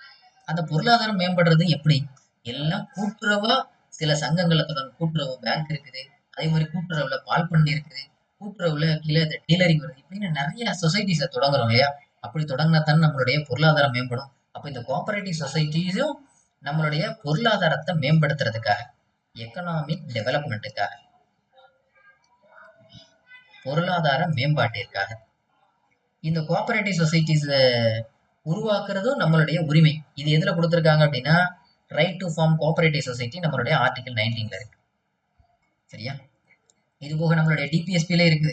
நம்மளுடைய டிபிஎஸ்பி அப்படிங்கிறது நம்ம ஏற்கனவே என்ன சொல்லியிருக்கோம், பிற்காலத்தில் நம்ம நாடு மிகப்பெரிய வளர்ந்த நாடா வரணும்னா இந்த அட்வைஸ் எல்லாம் கேட்கணும் அப்படிங்கிறது ஒரு வழிகாட்டக்கூடிய நெறிமுறைகள். அதுலயுமே என்ன சொல்லியிருக்காங்க, பொருளாதாரம் அப்படிங்கிறது எப்படி வேணாலும் இருக்கலாம், ஆனா கூட்டுறவு சார்ந்து ஒரு பொருளாதாரத்தை தொடங்கணும்னு நல்லது இல்லையா? இப்ப எக்ஸாம்பிளுக்கு நாம கூட்டுறவு பேங்க் தொடங்குறோம், நம்ம கூட்டுறவு பால் பண்ணை வச்சிருக்கோம். இந்த பால் பண்ணையில எல்லாரும் சேர்ந்து மாடு வாங்குறோம், நமக்குன்னு ஒரு வருமானம் வருது, அதை தூக்கி பேங்க்ல போடுறோம். அதை இங்க யாருக்கெல்லாம் தேவையோ அந்த பணத்தை எடுத்து ஏதோ செலவு பண்ணணும்னா நமக்கான தேவைகளை பூர்த்தி செய்யறோம். திரும்ப நம்ம பால் கூடுதலா மாடு வாங்குறோம், பால் பண்ணை உருவாக்குறோம், பால் வருது, அதை நம்ம அமௌண்ட் வருது, அதை பேங்க்ல போடுறோம். இப்படின்னு கூட்டுறவு சார்ந்த ஒரு சங்கங்கள் உருவானதானே அந்த நாடு மேம்படும். அதுக்குதான் இந்த கூட்டுறவு சங்கங்கள் அப்படிங்கிறது. இதுவும் நம்மளுடைய அரசியலமைப்புல ஒரு சிறப்பு அம்சம். சரியா? அப்போ சேலியன்ட் ஃபீச்சர்ஸ் அப்படிங்கிறது இவ்வளவு இருக்கு. இது எல்லாமே நம்மளுடைய இந்திய அரசியலமைப்போட சிறப்பு அம்சங்கள் அப்படிங்கிறது. ஓகேவா? புரிஞ்சுதா? அப்போ salient features of Indian constitution அப்படிங்கிறது இது நமக்கு எந்த பார்ட்ல இருக்கு அப்படின்னா, ஸ்கூல் புக்ல 10th ஸ்டாண்டர்ட் இருக்கு இல்லையா, அதுல 1.1 1.2, அதே மாதிரி +2 இருக்கு இல்லையா 12th ஸ்டாண்டர்ட், அதுலயும் 1.1 1.2. இந்த சாப்டர்ல தான் நாம இது வரைக்கும் நடத்தினதெல்லாம் இருக்கு. அதை ஒரு முறை படிச்சிருக்கேன். ஓகேவா? 10th 1.1 1.2 சிவிக்ஸ் குடிமையியல்னு ஒன்று இருக்கு இல்லையா, அந்த பார்ட்ல. அதே மாதிரி இந்த +2ல பொலிட்டிக்கல் சயின்ஸ் அப்படிங்கிற புக்கு பார்ட் இருக்கு இல்லையா, அதுல 1.1 1.2 இதை ஒரு முறை பார்த்துருக்கேன். ஓகேவா? புரியுதா? Okay sir. ஓகே. என்னங்க? ஹலோ, யாரும் கேட்டீங்களா சார்? சார் இப்போ ஃபாரினர்ஸ் வந்து நம்ம இந்தியாவுக்கு வந்துட்டாங்கன்னு வச்சுங்க சார், நம்மளுடைய அரசியலமைப்பு நம்மளுக்கு என்ன ரூல்ஸ் இருக்கோ அதை அவங்களும் ஃபாலோ பண்ணணுமா? இப்போ நம்ம இப்போ காமனா அரசியலமைப்புன்னு சொல்றோம். இப்போ இதுல நமக்கு ஃபண்டமெண்டல் ரைட் இருக்கு, ஃபண்டமெண்டல் டியூட்டி இருக்கு, இப்படின்னு நிறைய ப்ரொவிஷன்ஸ் இருக்கு இல்லையா? இதுல ஒவ்வொன்றுலயும் ஒவ்வொரு விதமான அவங்களுக்கான ரூல்ஸ் அண்ட் ரெகுலேஷன் இருக்கு. எல்லாத்தையுமே கண்டிப்பா இது மாதிரியே ஃபாலோ பண்ணணுமா அப்படின்னு கேட்டா எல்லா விஷயத்துலயும் கிடையாது. அதுல ஒவ்வொரு ப்ரொவிஷன் இருக்கு. அது நம்ம ஃபண்டமெண்டல் ரைட் வரும்போது அவங்களுக்கான உரிமை என்ன, சிட்டிசன்ஷிப் வரும்போது அவங்களுக்கான உரிமை என்ன, ஃபண்டமெண்டல் டியூட்டி வரும்போது அவங்களுக்கான உரிமை என்ன, இது எல்லாம் நம்ம பார்ப்போம். நீங்க சிம்பிளா சொல்லணும் அப்படின்னா இந்தியாவுக்குள்ள வந்துட்டா இந்திய அரசியலமைப்பை பின்பற்றணும்.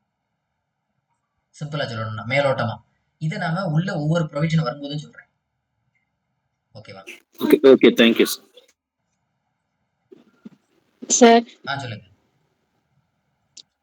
சார் இப்போ ஃபண்டமெண்டல் ரைட்ஸ்ங்கிறது வந்து நம்ம கான்ஸ்டிடியூஷன்லயும் அமெரிக்கன் கான்ஸ்டிடியூஷன்ல மட்டும்தான் இருக்கு, வேற எந்த கான்ஸ்டிடியூஷன்லயும் கிடையாதா சார்? முதல்ல ஒரு நல்ல கான்ஸ்டிடியூஷன் அப்படிங்கறதே அங்க அடிப்படை உரிமை இருந்தாகணுங்க. Okay sir. இப்போ நம்ம வந்து அமெரிக்கால இருந்து டிரைவ் பண்ணிருக்கோம், அதே மாதிரி வேற எந்தெந்த நிறைய கண்ட்ரீஸ்ல நாடுகள்ல இருக்கு இருக்குங்க. சார்? நிறைய நாடுகள்ல அடிப்படை உரிமை இருக்கு. அடிப்படை உரிமைகள்ல இல்லவே இல்லை அப்படின்லாம் கிடையாது. நிறைய நாடுகள்ல இருக்கு. நாம இவங்கிட்ட இருந்து எடுத்துருக்கோம். ஓகேவா? Okay sir. நம்ம நமக்கு தேவை மாதிரி அதை டிஃபைன் பண்ணிருக்கோம் இப்படி. அதேதான். Okay okay sir. சார் அதுக்கப்புறம் அடிப்படை உரிமைகள் வந்து தேவைன்னா டைரக்டா நம்ம சுப்ரீம் கோர்ட்டு போலாம்னு சொல்லியிருக்கீங்க. அப்போ நம்ம ஹைகோர்ட்டுக்கும் போலாம்ல சார்? ஹைகோர்ட்டுக்கும் போகலாம், சுப்ரீம் கோர்ட்டுக்கும் போகலாம். அதுலயும் சில லிமிடேஷன்ஸ் இருக்கு. அதையும் நம்ம ஃபண்டமெண்டல் ரைட் வரும்போது சொல்றேன். Okay sir, thank you. அதாவது நம்ம எதுக்கு சுப்ரீம் கோர்ட்டை சொல்றோம்னா உச்சபட்ச அதிகாரமே சுப்ரீம் கோர்ட் தான். அதுக்கே நமக்கு போறதுக்கு உரிமை இருக்கு. அப்படிங்கிறதுக்காக தான் இந்த ஃபண்டமெண்டல் ரைட்டை இப்ப சொல்றது. ஓகேவா? டைரக்டாவும் நம்ம போய்க்கலாம். லைன் லூப் லைன் இல்லாம டைரக்டாவும் போய்க்கலாம். ஆமா. வேற சார் இந்த கான்ஸ்டிடியூஷன் வந்து ஆல் ஓவர் வேர்ல்டுக்கு பொருந்துமா சார், இல்ல நம்ம இந்தியனுக்கு மட்டும்தான் அது பொருந்துமா சார்? இந்த கான்ஸ்டிடியூஷன் அப்படிங்கிறது இந்தியாவுக்கு மட்டும்தான். ஓகே. ஏன்னா இப்ப நம்ம யுஎஸ் போறோம்னா அவங்களோட ரூல்ஸ் தான் நம்ம ஃபாலோ பண்றோம்ல, நம்ம அங்க போனா அவங்களோட ரூல்ஸ் அண்ட் ரெகுலேஷன் தான் ஃபாலோ பண்ணணும். அதுதான் சார் கேட்குறேன். இது உலகத்துக்கெல்லாம் இல்ல, நம்ம இந்தியாவுக்கான அரசியலமைப்பு. ஓகே, வேற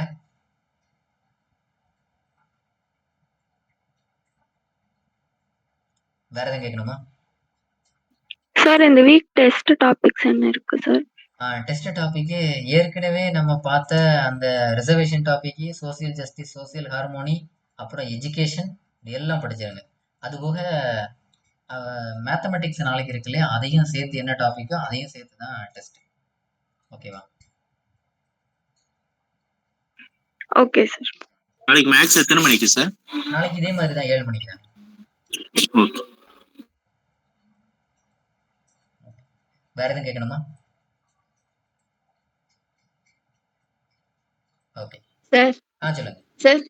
சொல்லுங்க. சார் நெக்ஸ்ட் டைம்ல இருந்து இந்த ஸ்கெட்யூல்ல வந்துட்டு வேர் டு ஸ்டடியும் பாலிட்டிக்கை ஆட் பண்ணி விடுங்க சார். ஓகே ஓகே சரி. Thank you sir. தேங்க்யூ. ஓகே, எல்லாருக்கும் நன்றி. நாளைக்கு அடுத்த கிளாஸ்ல பார்ப்போம். Thank you sir. நன்றி. சார். நன்றி. தேங்க்யூ.